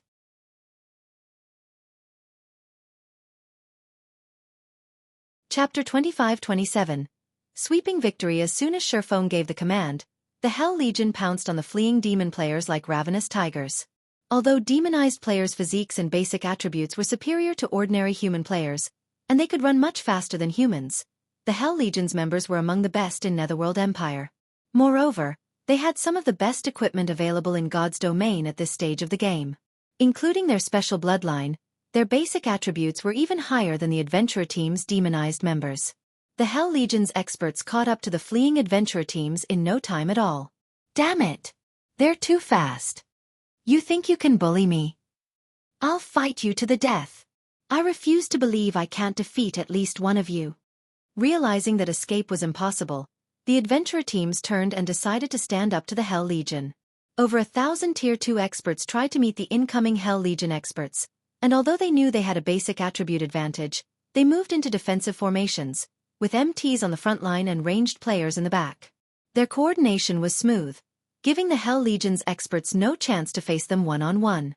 Skills and spells proceeded to fly toward the Hell Legion, adding colorful lights to the Crimson Forest. Boom, boom, boom. As the attacks landed, countless explosions echoed throughout the forest, and thick smoke filled the area as if it had just been bombed from above. Trees caught in the crossfire were blown to smithereens. You guys might be powerful, but I refuse to believe that you can take so many attacks without taking damage. The 3 adventurer team's attacking members looked smug when they saw that they had transformed part of the forest into an empty flatland. They also grew more confident about facing the Hell Legion. When they usually worked in teams of 100 or less, they were helpless against peak experts, but with over 1,000 players attacking in formation, they could launch a continuous assault on a single point. The Hell Legion members shouldn't think they could approach so easily. Before the adventurer teams could celebrate, however, the Hell Legion's members emerged from the cloud of smoke. Not one of the human experts had lost a single HP after the bombardment, much less suffered any severe injuries. Their steady advance seemed like those attacks had meant nothing to them. How is this possible? The three adventurer team's offensive members were stupefied. Even peak experts would have to take cover against their frenzied attacks, yet these experts continued to advance like nothing had happened. They hadn't pushed them back in the slightest. In fact, the Hell Legion was even closer now.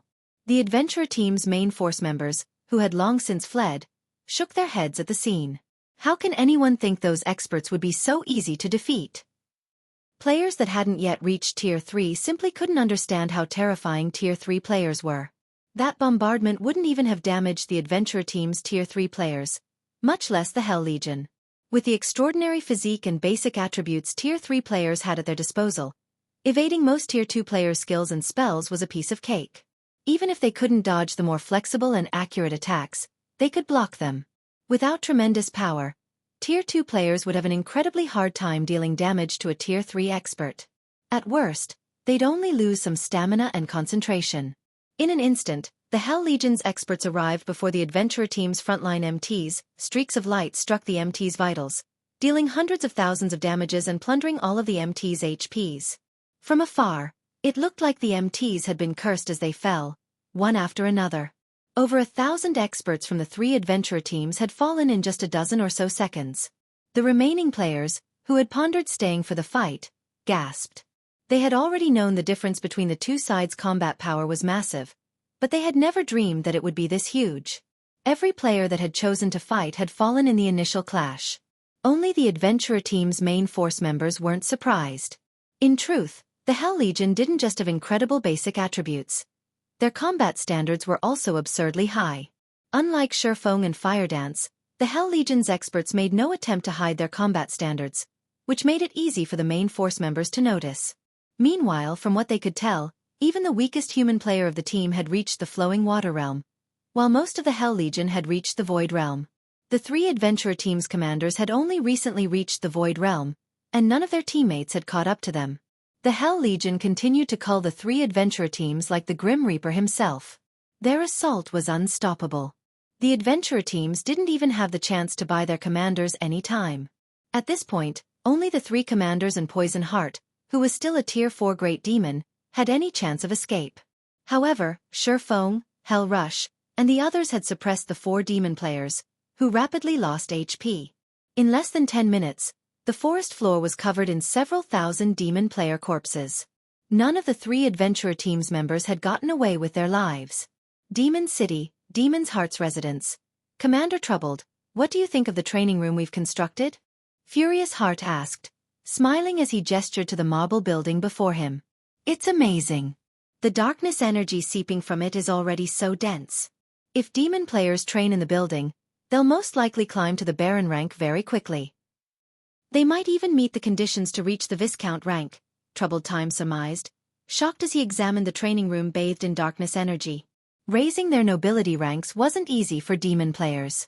Not only did they need enough demon crystals, but they also needed to pass a test. Aside from their combat power, players would be tested on their ability to manipulate darkness energy. Unfortunately, even in demon territories, areas with dense darkness energy were incredibly rare, so demon players didn't have many opportunities to control high amounts of darkness energy. The Dark Den was a special case since many areas of the Otherworld were rich in darkness energy, and helpful to demon players as they trained. However, Demon's Heart had successfully constructed its own training room, containing an abundance of darkness energy. The guild's foundations were nearly unshakable. This training room will even be helpful to those trying to secure their Count rank, not to mention Viscount rank, Furious Heart said, chuckling. However, our guild has spent most of the darkness crystals and primal darkness stones we've accumulated thus far to construct the room. I see. That's why its darkness energy is so dense. Realization dawned on Troubled Times. Darkness crystals and primal darkness stones were both far more valuable than magic crystals and mana Oregon. Both items contained high amounts of darkness energy, and were significantly helpful to demon players. However, These darkness-attuned crystals and ores were immensely difficult to obtain. Players were rarely willing to invest them in a large training room's construction. We've only accomplished the feat thanks to the alliance our vice guild leader has secured. He is currently in the midst of negotiating our continued partnership, and if he succeeds, he intends to share a portion of the resources with the Sentinel Shelter. You might even be able to construct a training room for yourselves, Furious Heart said. Really? Troubled Time's eyes glowed at the prospect. If the Sentinel Shelter could construct its own darkness-attuned training room, even if it were only a small training room, he wouldn't have to worry about his shelter's development. The Sentinel Shelter might even become strong enough to rule over all of the Dark Den, not to mention becoming the #1 shelter. Furious Heart nodded, smiling. Once you grow a little stronger, the Vice Guild leader also intends to provide enough resources for you to become a demon count. You will stand at the peak of God's domain, Commander Troubled. Elder Heart, please inform Vice Guild leader Flaming Light that he has nothing to worry about. The Sentinel Shelter will not disappoint him. I guarantee that we will become Demon's Heart's second major city, Troubled Times said. He could not help his growing excitement when he heard that Demon's Heart would help him with his promotion to Demon Count. Becoming a Demon Count wasn't an easy task. Once a Demon player earned the Count rank, their strength would undergo a qualitative transformation. Like in the various NPC kingdoms and empires, players were considered high nobles once they reached the rank of Count and above, enjoying unimaginable status. As a Count, Troubled Times was sure he could even defeat Xueqi. Read latest chapters at Wuxia World. Just as Furious Heart was about to continue, however, a Tier 3 assassin frantically approached him. Elder Heart, we just received information regarding Zero Wing, the assassin hesitantly reported. It seems the 3 adventurer teams finally found them. Zero Wing certainly knows how to hide, Furious Heart said, smiling. Well, what's the situation? Have Zero Wing's members been dealt with? No. Wind Tooth, Eternal Night, and Crimson Sands teams have been annihilated, the assassin said, shaking his head. Grimly, he continued, a dozen or so medium adventurer teams and several dozen small adventurer teams have also been eliminated. Tens of thousands of players have died in the burning forest. As for the several hundred scouts we've dispatched, none have returned alive, but according to their offline reports, Zero Wing's members are nearly at Demon City's gates.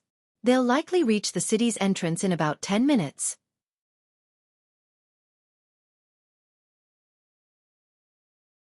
Chapter 25-28.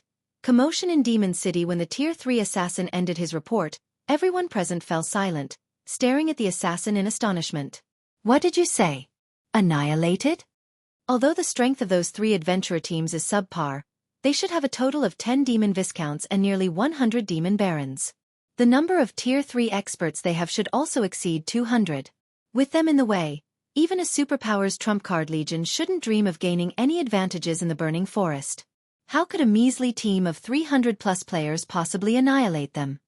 Tens of thousands of people got killed. Are those people idiots? The several Demon's Heart elders present instinctively refused to believe the assassin's words. Although they knew that Xueqi's team possessed extraordinary strength, Xueqi's team hadn't been in the burning forest for even a day. Despite that, they were being told that Xueqi's team had annihilated Demon City's top 3 adventurer teams along with several tens of thousands of other players.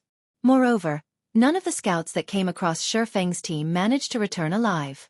As icing on the cake, Xueqi's team was supposedly only a dozen minutes or so away from reaching Demon City. This was ludicrous. Previously, Battle Wolf's army hadn't even managed to reach Demon City's gate before getting annihilated. Now, however, a measly team of 300-plus players was actually about to reach Demon City. Who would believe this? He really came. Troubled Times was stunned when he heard the assassin's report. They were currently in demon territory. This wasn't a place human players could enter casually. Back then, when Troubled Times heard that Xueqi had declared that he would come to Demon City to hunt him down, Troubled Times had taken it for a joke. After all, Xueqi simply didn't understand how frightening demon territories were. In Troubled Times' opinion, let alone reaching Demon City, Xueqi would be fortunate to survive in the burning forest for a few hours. After all, no matter how powerful Xueqi was, he was still a player. There was a limit to his stamina and concentration. In the expansive burning forest, non-demon players were subjected to the corrosion of darkness energy, which increased their stamina and concentration consumption substantially. Even with a team of 300+ Tier 3 experts, it should still be impossible for Shifeng to reach Demon City. Now, however, not only was Shifeng's team close to reaching Demon City, but he had even killed Demon City's top 3 adventurer teams along with tens of thousands of other demon players. This was simply unbelievable. However, shortly after Troubled Times and the others received this piece of news, a commotion occurred at Demon City's main entrance. This was because a group of human players had appeared a short distance from Demon City. These human players numbered over 300, and they were none other than the team Demon's Heart had placed a bounty on. In this situation, the demon players residing in Demon City could not help but panic. What's going on? How did they get here? Why wasn't there any news about them? Didn't the top 3 adventurer teams leave to hunt them just now? They must have gotten lucky and avoided detection. Otherwise, how could they get here so quickly and intact? Impossible. Even if the top 3 adventurer teams did not find them, there are still several dozen others that joined in on the hunt. At least one adventurer team should have come across them. And so long as even one did, the other adventurer teams would have received news about it right away. It should be impossible for these invaders to evade detection completely. When Shifeng's team suddenly appeared outside Demon City, the players standing on the city's walls were filled with both surprise and curiosity. They never thought that human players could actually cross the burning forest and get to Demon City without an invitation.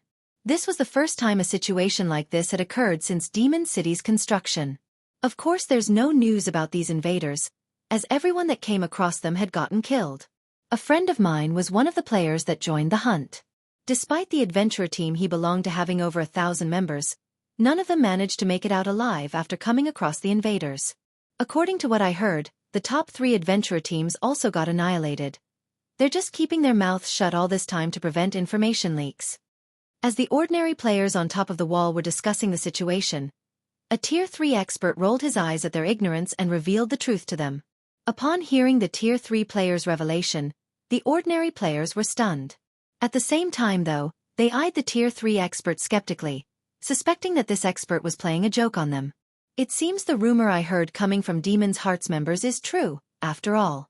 These invaders really did kill tens of thousands of experts. Another Tier 3 expert, who originated from a medium-scale adventurer team and had just arrived on the wall, commented upon seeing Shifeng's team in the distance. This Tier 3 expert's words threw everyone present into an uproar. What? The tens of thousands of experts that joined the hunt got annihilated. Who are these invaders? They're not really here to kill Troubled Times, right? It seems Demon's Heart has met its match. I wonder which side is stronger? Do you even have to ask? It's definitely Demon's Heart. Don't forget that this place is Demon City, the main headquarters of Demon's Heart. These 300+ invaders might be amazing out in the fields, but they're asking for death if they think they can do whatever they want inside Demon City. When everyone present heard the news of Demon City's top 3 adventurer teams getting annihilated, aside from feeling surprised, they also felt excited. After all, Demon City had never been besieged before. Meanwhile, news of Shifeng's team appearing outside Demon City's gate spread quickly throughout the city, stunning its millions of player residents. Crap! They actually came here to hunt down Troubled Times. This is amazing. I wonder how Demon's Heart plans to deal with this situation? I doubt Demon's Heart will let these people do anything. However, these people aren't pushovers, either. If even the top 3 adventurer teams are not a match for them, Demon's Heart should have a tough time too. Everyone inside Demon City discussed this matter, spreading Zero Wings fame across the city. However, everyone was more curious about Demon's Heart's response to this situation. After all, even the city's top 3 adventurer teams had suffered annihilation. Shifeng's team might not be capable of breaking into Demon City, but it was more than capable of camping out in the fields and targeting Demon's Heart's members that were trying to grind. That would stunt Demon's Heart development. Read latest chapters at Xueqi World.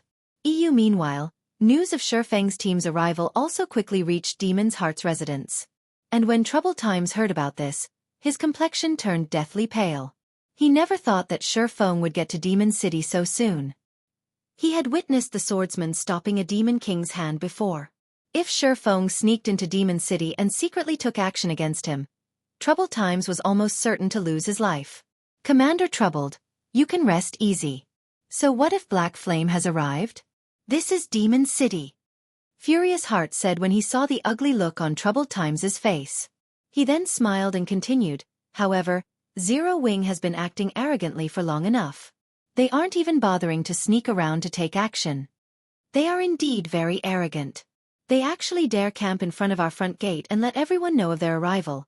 A Tier 3 elder wearing black robes ranted. In my opinion, we should just deploy the city's Tier 4 demon guards and get rid of them. Otherwise, they'll really think that they can do anything they want to Demon City just because they eliminated the city's top 3 adventurer teams. Forget it. The demon guards are one of Demon City's trump cards. It costs a lot of demon crystals to dispatch them. It's not worth it just to deal with Zero Wing, Furious Heart said, shaking his head. Moreover, both the guild leader and the vice guild leader are not on the eastern continent right now. This isn't a decision we can make. Have someone notify Zero Wing's people that Demon's Heart is taking charge of this matter, and that they've already caused enough of a ruckus. It's time to put an end to this fuss. If they retreat now, there will still be grounds for reconciliation and opportunities for partnership between our two guilds. Otherwise, this matter won't end so easily. The future god's domain no longer belongs to regular guilds. I believe they should understand this point very clearly. All right. I'll have someone notify them. Hopefully they know where to draw the line, that black-clad Tier 3 elder said. Inwardly though, he felt that Furious Heart was too soft. If it were up to him, he would just annihilate Zero Wing for daring to approach Demon City so boldly.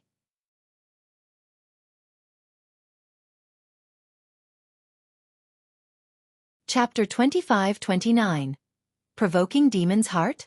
Inside Demon's Heart's residence, after Furious Heart gave the command to take action, the black-clad, Tier 3 Viscount Elder promptly started arranging for the necessary manpower to shoo away Zero Wing's team. Meanwhile, the news of Shurfeng's arrival at Demon City also spread rapidly beyond the walls of the city and stupefied the superpowers paying attention to Demon City. What's going on? It hasn't been that long since Zero Wing's team arrived at the Burning Forest, yet it's already reached Demon City? Zero Wing actually accomplished something that Battle Wolves failed to do? Black Flame really is bold to provoke Demon's Heart. Doesn't he know that the current god's domain has changed already? The various superpowers found Zero Wing's arrival before Demon City's main entrance deeply surprising. The current god's domain was no longer the same as before. The activity of dark players in level 100 neutral maps was expanding.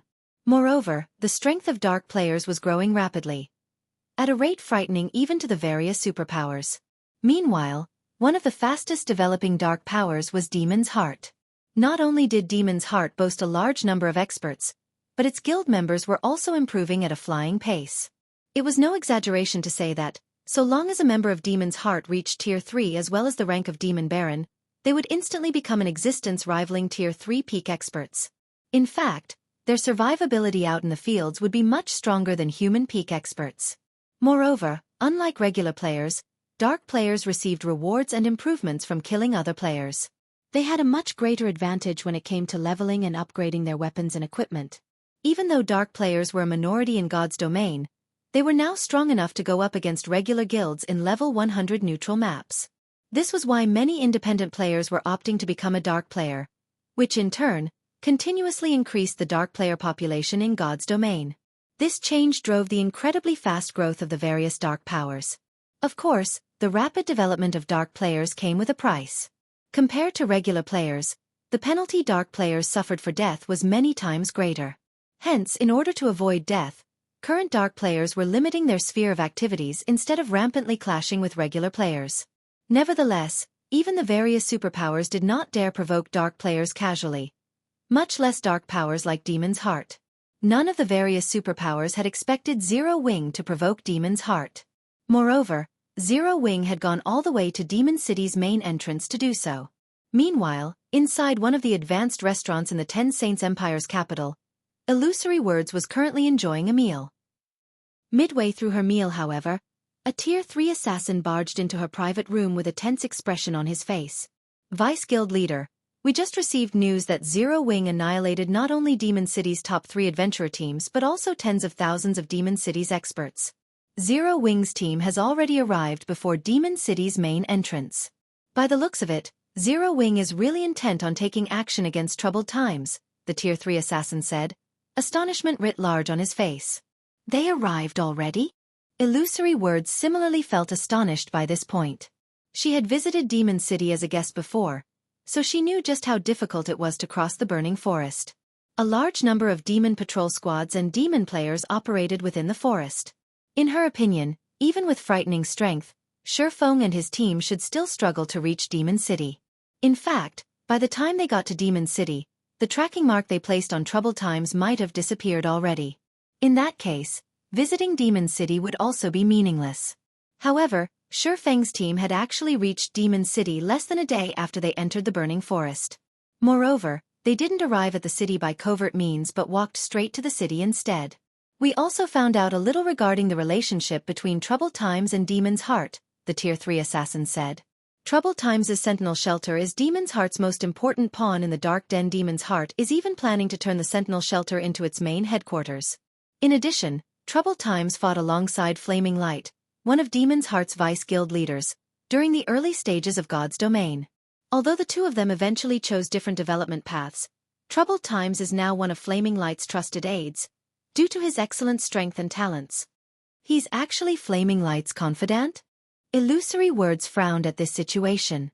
If this really is the case, then Zero Wing will have difficulty killing Troubled Times. Flaming Light is extremely protective of his own people, especially his confidants. Moreover, Troubled Times is taking shelter inside Demon City. Hopefully, Guild leader Black Flame doesn't act too rashly. Flaming Light was famous on the Eastern continent. A part of the reason why the Ten Saints Empire's various superpowers currently feared Demon's Heart was Flaming Light's presence. In fact, Flaming Light had even wrung multiple concessions from the Super Guild's Sacred Temple regarding resources. Despite the Ten Saints Empire being the Sacred Temple's home base, the Sacred Temple still had no choice but to concede to Demon's Heart's demands. This situation had greatly confused the Ten Saints Empire's various superpowers, as well as made them increasingly fearful of the Dark Guild. Setting aside whether Zero Wing could kill Troubled Times inside Demon City, even if the Guild killed Troubled Times in the outside world, it was still highly likely to anger Flaming Light. If that happened, then the efforts Zero Wing had made to ensure its smooth development in level 100 neutral maps would go to waste, and the Guild would be plagued with endless troubles once more. After all, the current God's domain had already changed. The advantages Dark players had over regular players were simply overwhelming. While the Ten Saints Empire's various superpowers were secretly discussing Zero Wing, another commotion occurred at Demon City's main entrance. The reason for this commotion was Demon's Heart's members making an appearance. In the next moment, Demon City's gate opened slowly. A 1,000-man team led by Tier 3 experts then marched out of Demon City. Every one of these members from Demon's Heart sported uniform weapons and equipment. Moreover, these weapons and equipment were of considerably high quality, with even the weakest piece being level 100 fine gold rank. In addition, every member of this team was a noble. Just the number of players emitting power of darkness at the standard of demon viscounts numbered as many as 20. Standing in the head of this team was a burly man geared in exquisite armor. The spectating players present gasped in shock at the sight of this man. Crap! Rebellious Thunder, the vice commander of Demon's Heart's main force, showed up. What a powerful pressure! So, this is the strength of a demon count? When the players standing atop the city's walls saw the burly man, awe filled their eyes. The count rank was something all demon players aspired to. However, it was beyond the reach of most demon players. The reason for this wasn't just the astronomical amount of demon crystals required to challenge the test to become a demon count, but also the test's great difficulty. Even now, aside from Demon City's two main guilds, no other power boasted a demon count among their ranks. The strongest person the other powers possessed was a 3-star Viscount. Players that had become demon counts were treated with respect by even great demon NPCs because Tier 3 players at the demon count rank were already strong enough to go up against great demons. Their becoming a Tier 4 great demon in the future was also only a matter of time. They actually sent a demon count out. When Regretful Wind, who was currently sitting inside a bar near the main entrance, saw Rebellious Thunder through a magic mirror, envy flashed in his eyes. It seems Demon's Heart really places great importance on Troubled Times. However, we ended up eating a major loss this time. Not only did we not get any bounty rewards, but we also tossed away the lives of our own teams. Fortunately, we managed to keep the matter secret. Now, all of Demon City's adventurer teams have suffered tremendous losses as well, Helpless Smile said, a bitter smile forming on his face as he gazed at Rebellious Thunder's figure. During the time Regretful Wind and the others were quietly chatting, Rebellious Thunder could be seen arriving before Shifeng's team. Are you Zero Wings Guild leader, Black Flame? Rebellious Thunder asked as he looked at Shifeng. That's right, Shifeng replied, nodding. Do you have business with me? Read latest chapters at Wuxia World. EU, we know you're here to kill troubled times, but this is Demon's Heart's territory. We won't care if you take action anywhere else, but since troubled times has already arrived in Demon City, we have a responsibility to ensure his safety. Moreover, this place does not welcome non-demon players. If you leave now, Demon's Heart will ignore your provocative behavior this time.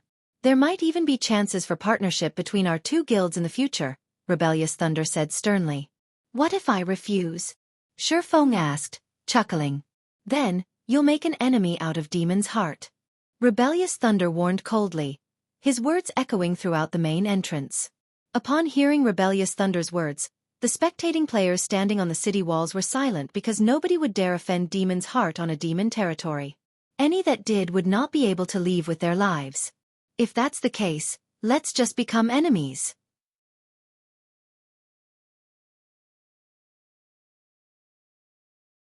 Chapter 25-30. Normal State? As soon as Shifeng finished speaking, silence fell over the area. A provocation. This was a blatant provocation. This guy must be insane. He actually intends to become enemies with Demon's Heart. He dares slap Demon's Heart's face as well? He's dead for sure now. Even if Demon's Heart wants to let him off the hook, Rebellious Thunder definitely won't let him get away with this. The spectating demon players were flabbergasted by Shifeng's unyielding behavior. They never thought that he would react that way. In their opinion, Shifeng and his teams reaching Demon City's front door was already a plenty amazing feat. In fact, their achievement had even dragged down Demon's Heart's prestige significantly. After accomplishing all this, Shifeng should have wisely retreated instead of pushing the envelope. After all, Demon's Heart was far stronger than Demon City's top 3 adventurer teams. Even the Ten Saints Empire's various superpowers did not dare to offend the guild. Moreover, it had always been impossible for Shifeng to fulfill his goal of killing troubled times in Demon City. Although Demon City might seem like a player-constructed city, it was, in reality, a partial NPC city. The city was protected not only by players but also by quite a number of great demon NPCs, including a great demon monarch. The demon monarch was a bona fide demon marquis and was one of the 72 great demon marquises of God's domain, only one rank below the highest rank of duke. It was not an existence that current players could hope to go up against at all. With the demon monarch protecting Demon City, breaking into the city and killing troubled times would be absolutely impossible. Meanwhile, after Rebellious Thunder heard Shifeng's words, his complexion darkened immediately. Guild leader Black Flame, it seems you are intent on challenging Demon's Heart's bottom line. Rebellious Thunder snarled as he glared at Shifeng. Since you wish for battle, I'll fulfill your wish. Suddenly, dense darkness energy flowed out of Rebellious Thunder's body, and his body started undergoing a significant transformation. Not only did he double in size, but pitch-black demonic patterns also appeared all over his body. At the same time, the intensity of the aura he radiated skyrocketed, the aura so strong that the spectating demon players gasped in shock. Amazing! So, this is the strength of a demon count? The power of darkness he radiates is so strong. It's practically denser than the great demon NPCs inside the city. Just how powerful will his demon skills become with such a strong power of darkness? Black Flame is doomed now. The spectating demon players exclaimed in shock at Rebellious Thunder's transformation. Although they had long since known that Demon City's 2 guilds possessed demon count level experts, they had never seen a demon count in action before. They only knew that the count rank was a major turning point for demon players and that players couldn't reach the rank without frightening strength and resources. Looking at Rebellious Thunder now, however, rather than calling the count rank a major turning point, calling it a leap in tears would be more apartment. At this moment, even with only ordinary identification skills, one would realize that Rebellious Thunder transcended the realm of ordinary. Just his current HP was as high as 6 million. Previously, his HP was only a little more than 1 million. Aside from HP, Rebellious Thunder should have also received a similarly massive boost to his defense, basic attributes, and physique after demonification. After Rebellious Thunder activated demonification, Regretful Wind and the other spectators in the bar near Demon City's main entrance were shocked. Sure enough, a demon count really is frightening. It's no wonder those two guilds have been keeping all information about the rank a secret all this time. Helpless Smile looked enviously at Rebellious Thunder, who now rivaled a Tier 4 Great Demon in terms of strength. Now, not only has Rebellious Thunder transformed into a demon count, but he also wields Cruel Darkness, one of the demon race's 16 magic weapons. He also has Demon City's buff, which all demon players get. With all that, I'm afraid that aside from those three people, nobody in the entire Demon City is his match. Rebellious Thunder was originally a monster-level expert working for a super guild. However, after entering God's domain, Demon's Heart had poached him by offering a munificent package. With the help of Cruel Darkness, the magic weapon Demon's Heart had obtained, Rebellious Thunder became so strong that he was practically invincible among players of the same tier. In fact, during the war with Battlewolves, Rebellious Thunder had single-handedly fought against 3 monster-level experts. Back then, he was still only a demon viscount. Now that Rebellious Thunder had been promoted to a demon count, Helpless Smile couldn't even begin to imagine how powerful he had become. Rebellious Thunder won't have an easy time dealing with Black Flame though.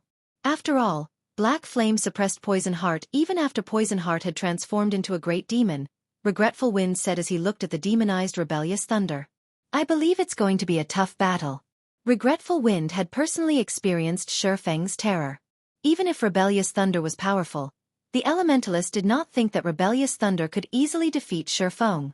Flame Feather nodded in agreement with Regretful Wind's words. Previously, Shurfeng had behaved as if Demon's Heart's existence was nothing to him. However, the swordsman indeed possessed the strength and qualifications to do so. Meanwhile, as Regretful Wind and the others were discussing Rebellious Thunder, the person in question had taken the pitch-black greatsword hung on his back in hand and swung it at Shurfeng. The instant Rebellious Thunder swung his greatsword, the power of darkness enveloping his body seemed to find a vent. It surged into the greatsword, doubling the power and attack range of the greatsword. Now the attack was so powerful that it cut apart even space, leaving a pitch-black trail behind the greatsword. In response, Shurfeng unsheathed Killing Ray and executed Light Shadow. Boom! The instant the two blades collided, dazzling sparks sprang forth. The frightening impact also caused the ground beneath the two players' feet to shatter, and the sound of the impact echoed throughout Demon City. In the next moment, Shurfeng stumbled half a step back, his HP decreasing by merely a few thousand. To Shurfeng, who possessed over 1 million HP, this amount of damage was negligible. Impossible! That guy only lost by a little even after receiving the Vice Commander's full-powered blow. Upon seeing this outcome, both the spectating demon players and Demon's Hearts members could not help being stupefied. This was especially true for Demon's Hearts members, whose eyes very nearly fell out of their sockets at this scene. As they watched Rebellious Thunder about to clash with Shurfeng, they had considered a few methods that might allow the swordsman to neutralize Rebellious Thunder's attack. For example, Shurfeng could use a life-saving skill or a special tool. However, they never thought that he would receive Rebellious Thunder's attack directly, and even block it with such ease. At this moment, let alone everyone else, even Rebellious Thunder himself was stunned by this outcome. What happened? Even before he had risen to the Demon Count rank, with Cruel Darkness's power, he was already invincible among those of the same tier. Now, despite being a Demon Count and activating demonification, he was actually only slightly stronger than Shurfeng. However, Rebellious Thunder quickly snapped out of his daze. It seems you're not all talk after all. Rebellious Thunder praised. But so what if you can block my attack? You'll still lose if you only remain on the defensive. As soon as Rebellious Thunder finished speaking, however, Shurfeng suddenly returned Killing Ray to its sheath. Read latest chapters at Wuxia World. EU, as expected of an expert who has reached the rank of Demon Count. Your strength has already surpassed that of ordinary mythic monsters, Shurfeng said as he looked at Rebellious Thunder. It seems I really am not a match for you demon players when you have the home ground advantage and I am in my normal state. Normal state. Rebellious Thunder chuckled when he heard Shurfeng's words. Do you think you can transform into a demon too? While inside demon territories, players couldn't use berserk skills. Of course, demon players were no exception to this rule. However, demon players could use demonification to elevate their strength. This was why the Ten Saints Empire's various superpowers could never do anything against Demon City. Only Battle Wolves was stubborn enough to attempt a crusade against Demon City. "I can't," Xuefeng said, chuckling as he looked at rebellious thunder. "However, my doppelganger can." After saying so, Xuefeng drew the pitch-black sword hanging from his waist.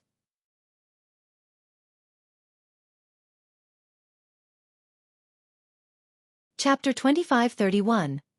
Black Dragon. The abyssal blade Xuefeng wielded looked like a gemstone of darkness. Adorned with glowing crimson patterns, the sword gave off a bewitching feeling. The instant Xuefeng unsheathed the abyssal blade, a doppelganger appeared beside him. In terms of aura and appearance, the doppelganger was utterly identical to him. His trump card is a doppelganger? And here I thought he had something amazing saved up. He's not thinking that he can defeat Vice Commander Thunder just by relying on a doppelganger, which would have weaker basic attributes than himself, right? Upon seeing Xuefeng's doppelganger, Demon's Heart's members burst into laughter. In God's domain, doppelganger skills were indeed excellent life-saving measures. They were also extremely rare skills that could drastically increase the combat power of players. However, doppelganger skills were generally useful only against monsters and ordinary experts. Against experts of Rebellious Thunder's caliber, using doppelgangers was utterly meaningless. Not to mention, Rebellious Thunder had cruel darkness to further amplify his strength. The magic weapon grew through absorbing the power of darkness its user radiated.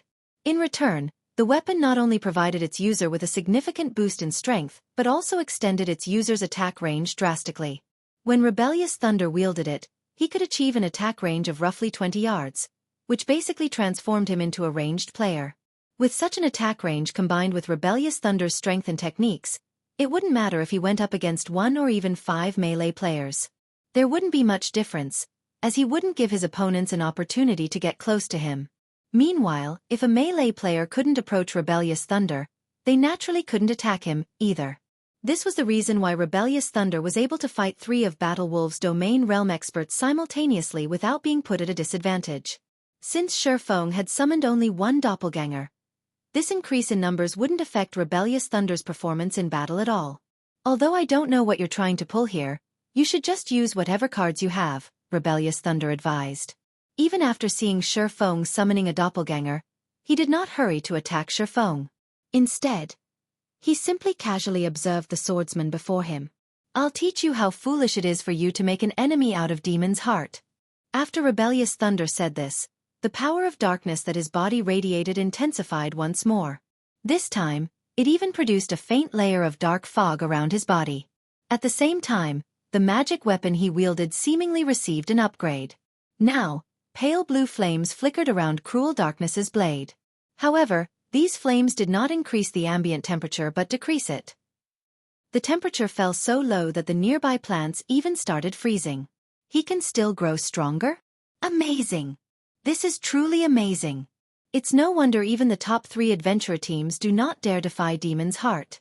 Just Rebellious Thunder alone is more than enough to make the top 3 adventurer teams suffer. Upon seeing Rebellious Thunder's strength improving further, the demon players spectating from the city walls gained newfound recognition of Demon's Heart. Many experts even started entertaining thoughts of joining the guild. Originally, they had become dark players to avoid the restrictions of guilds. However, the strength Rebellious Thunder displayed was simply too amazing. Now, they felt that they wouldn't mind losing some of their freedom if it meant that they could become as strong as Rebellious Thunder. At this moment, let alone the demon players spectating from the city walls, even Regretful Wind and the others, who were watching inside one of the city's bars, were floored by Rebellious Thunder's sudden power-up. He still wasn't at his peak state before? As Regretful Wind goggled at Rebellious Thunder's fog-shrouded body, he had trouble keeping his mouth closed. Compared to ordinary demon players, Regretful Wind, who had already reached the demon Viscount rank, had a much clearer idea just how frightening the power of darkness Rebellious Thunder radiated was. It was no exaggeration to say that, even if he raised the density of his own power of darkness by 3 or 4 times, he would still fall short of Rebellious Thunder's standard. Since the origin of demon player Carrot's strength was the power of darkness, having denser power of darkness would improve not only one's concentration recovery but also the power of their skills and spells by a large margin. The power of darkness affected players similar to how mana did, but with much more prominent effects. To think that a demon count can grow that strong. Black Flame really is doomed this time. I'm afraid he won't last more than a few moves against Rebellious Thunder, Flame Feather muttered in shock. She was clearly a 3-star Viscount, only one step away from becoming a Count. However, it never occurred to her that there would be such a huge gap in strength between a 3-star Viscount and an actual Count. At this moment, let alone within Demon City's sphere of influence, even outside of demon territories, Rebellious Thunder could still operate without fear. Meanwhile, outside Demon City, when Blue Frost and the other Zero Wing members from Shelter 1, who had followed Xueqi to Demon City, saw Rebellious Thunder's transformation, grim expressions appeared on their faces. Blue, how about advising the guild leader to stop? We've already gone this far. I believe the Dark Den's various powers will understand how strong Shelter 1 is. However, if we proceed with this fight, our losses will be massive, Evening Lotus said as she looked at Blue Frost. After seeing how easily their team reached Demon City, she had indeed gained newfound recognition of their guild. She never thought that Zero Wing would be this strong. However, their current opponent was no longer an existence they could deal with. Even though they had over 300 Tier 3 experts on their side, she wasn't optimistic about their chances of defeating Rebellious Thunder. After all, they were standing in the home ground of demon players. Moreover, Rebellious Thunder had the protection of Demon City. Indeed. At this rate, rather than making a statement, we'll end up becoming a laughingstock in the Dark Den instead, Blue Frost said, nodding. He, too, felt that they had done enough. Blue Frost immediately headed for Xueqi to persuade him to end this battle of attrition. However, he had just taken 2 steps forward when Xueqi suddenly raised the abyssal blade horizontal of himself and started incanting. The deafening roar of a dragon entered everyone's ears and shook the entire Demon City. This dragon roar made everyone present shudder involuntarily, and they reflexively turned to look at the origin of this roar. To everyone's surprise, this roar actually came from the doppelganger Xueqi summoned. At this moment, however, the doppelganger had started disintegrating into a cloud of black fog, which continuously expanded, growing by several hundred times in size in no time at all. A short moment later, a pair of gigantic golden eyes appeared inside the black fog, the piercing gaze of the golden eyes sending shivers down everyone's spine. What's going on? The doppelganger can actually transform? The doppelganger's aura is so strong. The spectating players promptly started discussing among themselves when they saw the transformation Xueqi's doppelganger underwent, curiosity and confusion filling their minds.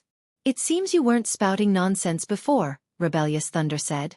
As he gazed at the dense cloud of fog before him, fighting spirit welled up within him. However, no sooner had Rebellious Thunder finished speaking than a gigantic claw emerged from the cloud of fog. This claw was the size of a 2-story house and densely covered in pitch-black scales. When the claw landed, it instantly shattered the ground. At the same time, everyone in the vicinity also felt the ground beneath them quaking. Before everyone could snap out of their daze, a 30-meter-tall black dragon appeared before their eyes. Read latest chapters at Wuxia World. EU, a dragon? Everyone's breath momentarily stifled as they gazed at the incarnation of death and destruction before them, unable to wrap their head around this situation. How is this possible? Why would a dragon appear here? That is fake. That must be fake.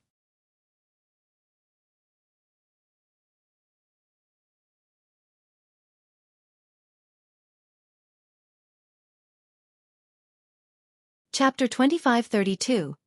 Black dragons might everyone instinctively refuse to believe that a dragon had appeared before them. In God's domain, dragons were synonymous with destruction. They could easily destroy entire kingdoms and empires. Any location that had a dragon appear there would automatically be viewed as a forbidden land for players. Demon players were no exception to this rule. Only death awaited them if they came across a dragon. Hence, how could a player possibly summon a dragon? However, the powerful aura and pressure, which stemmed from a massive difference in life rating, the black dragon gave off was undoubtedly real. At this moment, aside from the demon players present, Blue Frost and the others standing behind Xueqi were likewise astonished by this situation. They never thought that their guild leader would possess such a trump card. No. Something's not right. That dragon seems to be only at Tier 3. It's not a Tier 5 adult dragon. A Tier 3 demon ranger, who had used an identification skill on the black dragon, suddenly shouted. Upon hearing this ranger's announcement, everyone immediately reacted to the situation. It really is a Tier 3 dragon. I knew it. I knew it was impossible for a player to summon an adult dragon. Even so, that black flame is still plenty amazing. I'm afraid even the vice commander will be helpless against a tier 3 dragon. When Demon's Hearts members saw that the black dragon was merely a level 111, tier 3 infant dragon, they breathed out a sigh of relief. As far as they knew, most dragons that appeared before players were tier 5 adult dragons, and even the weakest among them were tier 4 infant dragons. They were not existences that current players could hope to go up against. However, a tier 3 infant dragon was a different story. The reason why dragons were considered the apex race in God's domain and possessed overwhelming strength was their incredibly high life rating and growth potential. They gained much more basic attributes than any other race from each level up. Every increase in their tier would also grant them a qualitative transformation. Hence, after reaching tier 5 and becoming an adult, a dragon would possess the strength to devastate countries. A tier 3 dragon, on the other hand, might still be invincible among those of the same tier, but it posed a much lesser threat than dragons at tier 4 or above. It's no wonder why you dare provoke Demon's Heart, Rebellious Thunder said as he looked at the black dragon looming above him. Currently he, too, was feeling intense pressure from the dragon. However, instead of despair rising, Rebellious Thunder's fighting spirit flared. He leaped toward the black dragon shouting, however, "Don't even think that a tier 3 dragon is enough to force Demon's Heart to step back." Dragons indeed possessed a strength that made them unrivaled among those of the same tier. However, a demon count, like himself, also possessed such strength. Moreover, he was currently wielding Cruel Darkness, one of the demon race's 16 magic weapons. If he combined that with his techniques, he was confident he could fight even a tier 3 dragon. In the next moment, Rebellious Thunder raised Cruel Darkness and executed a slash at the black dragon, with Power of Darkness wrapped around the greatsword. Space split apart wherever the greatsword passed. Tier 3 skill, Blazing Slash. What a powerful move. You can definitely send a mythic monster flying with this move, Xueqi said in admiration as he looked at the pitch-black greatsword descending toward the black dragon. Unfortunately, you made a basic mistake. What you're going up against isn't an ordinary tier 3 dragon, but a tier 3 dragon that I am controlling. After Xueqi said so, his doppelganger took action, sending a claw swinging at the descending greatsword. Secret technique, Lightning Flash. The gigantic claw transformed into streaks of light that clashed with the pitch-black sword. Boom! Accompanied by the sound of an explosion, the pitch-black sword shattered, the frightening recoil sending Rebellious Thunder flying back like a cannonball. In the blink of an eye, Rebellious Thunder's body crashed into Demon City's curtain wall, his HP instantly decreasing by more than 300,000. How is that possible? How can a summoned creature use a combat technique? For a time, everyone stared at the black dragon's proud figure in shock and confusion. In fact, the shock they felt right now was even greater than what they felt previously, when they thought Xueqi had summoned a tier 4 or tier 5 dragon. In God's domain, although players could summon and control powerful creatures to fight for them, after all was said and done, they weren't controlling their own bodies. Hence, they could only conduct subpar battles with their summoned creatures. Executing combat techniques that required nimble and precise movements from the physical body using a summoned creature would be beyond them. Now, however, not only did Xueqi execute a combat technique through the black dragon he summoned, but the complexity of the combat technique he executed was also extremely high. For a moment, everyone felt as if the system was playing a joke on them. What no one knew was that Xueqi had already reached the realms of Truth's Ascension realm. The control he possessed over his physical body had long since surpassed the standard of ordinary people. Although it was extremely difficult to execute Lightning Flash through the black dragon, he could, although just barely. However, the power of the technique was far inferior to when he executed the technique with his own body. Even so, combined with the power of the black dragon, it wasn't an attack Rebellious Thunder could block. Meanwhile, after landing a successful blow, Xueqi did not give Rebellious Thunder any opportunity to recollect himself. The black dragon immediately opened its maw at Rebellious Thunder. Dragon Breath! In the next moment, a dazzling beam of light devoured Rebellious Thunder, who was embedded in Demon City's wall, and brightly illuminated the area before Demon City's main entrance. The frightening shockwave of the attack vaporized all Demon's Heart members standing in the vicinity of the beam and shook the entire Demon City slightly. In fact, cracks even appeared on the city's sturdy walls. Silence. Destruction. Death. For a time, shock and fear filled everyone present, particularly the Demon's Heart members who just barely survived the shockwave of the dragon breath. They could not help but goggle in stunned silence at the steaming canyon that had formed beside them. So, this is a dragon? Regretful Wind and the others who were spectating the fight from inside Demon City shuddered at this outcome. After all, the Black Dragon was simply too strong. With just one attack, the Black Dragon had instantly vaporized Rebellious Thunder, who was a demon count. The only thing left in Rebellious Thunder's place was a pitch-black blade. Earlier, despite suffering from the Black Dragon's combat technique, Rebellious Thunder still had over 5 million HP remaining. Even if Rebellious Thunder simply stood in place without defending himself, a Tier 4 mythic monster would still need quite some time to kill him. However, Shurfeng's Black Dragon had used only one attack to turn Rebellious Thunder into nothing. Run! When the Demon's Heart members snapped out of their daze, their originally calm and arrogant composure instantly crumbled, and they fled frantically toward Demon City. What a joke! Aside from Rebellious Thunder, everyone else in the team was only a Demon Viscount or Demon Baron. Since the Black Dragon could kill Rebellious Thunder with one hit, it could naturally do the same to them. In fact, the Black Dragon might only need a single claw swipe to finish off the rest of them. Read latest chapters at Xueqi World. EU. Upon seeing this scene, the spectating demon players were stupefied. Were these fleeing players really the same Demon's Heart experts they knew of? Normally, every one of Demon's Heart's members was an arrogant prick. They behaved as if they were entirely different creatures from other players. Even the members of Demon City's top 3 adventurer teams were afraid of Demon's Heart's experts. Now, however, these same experts from Demon's Heart were actually fleeing from Shurfeng like mice that had just come across a cat. This was definitely the first time such a situation had happened since Demon City's construction. Even when going up against battle wolves, Demon's Heart's experts had not retreated even an inch. Meanwhile, the shocking news of Rebellious Thunder's death and Demon's Heart's members' frantic retreat also quickly spread throughout Demon City. You're tuning in to the Xueqi's Martial Arts Saga YouTube channel. Don't forget to subscribe and join us on this journey to catch the most captivating stories.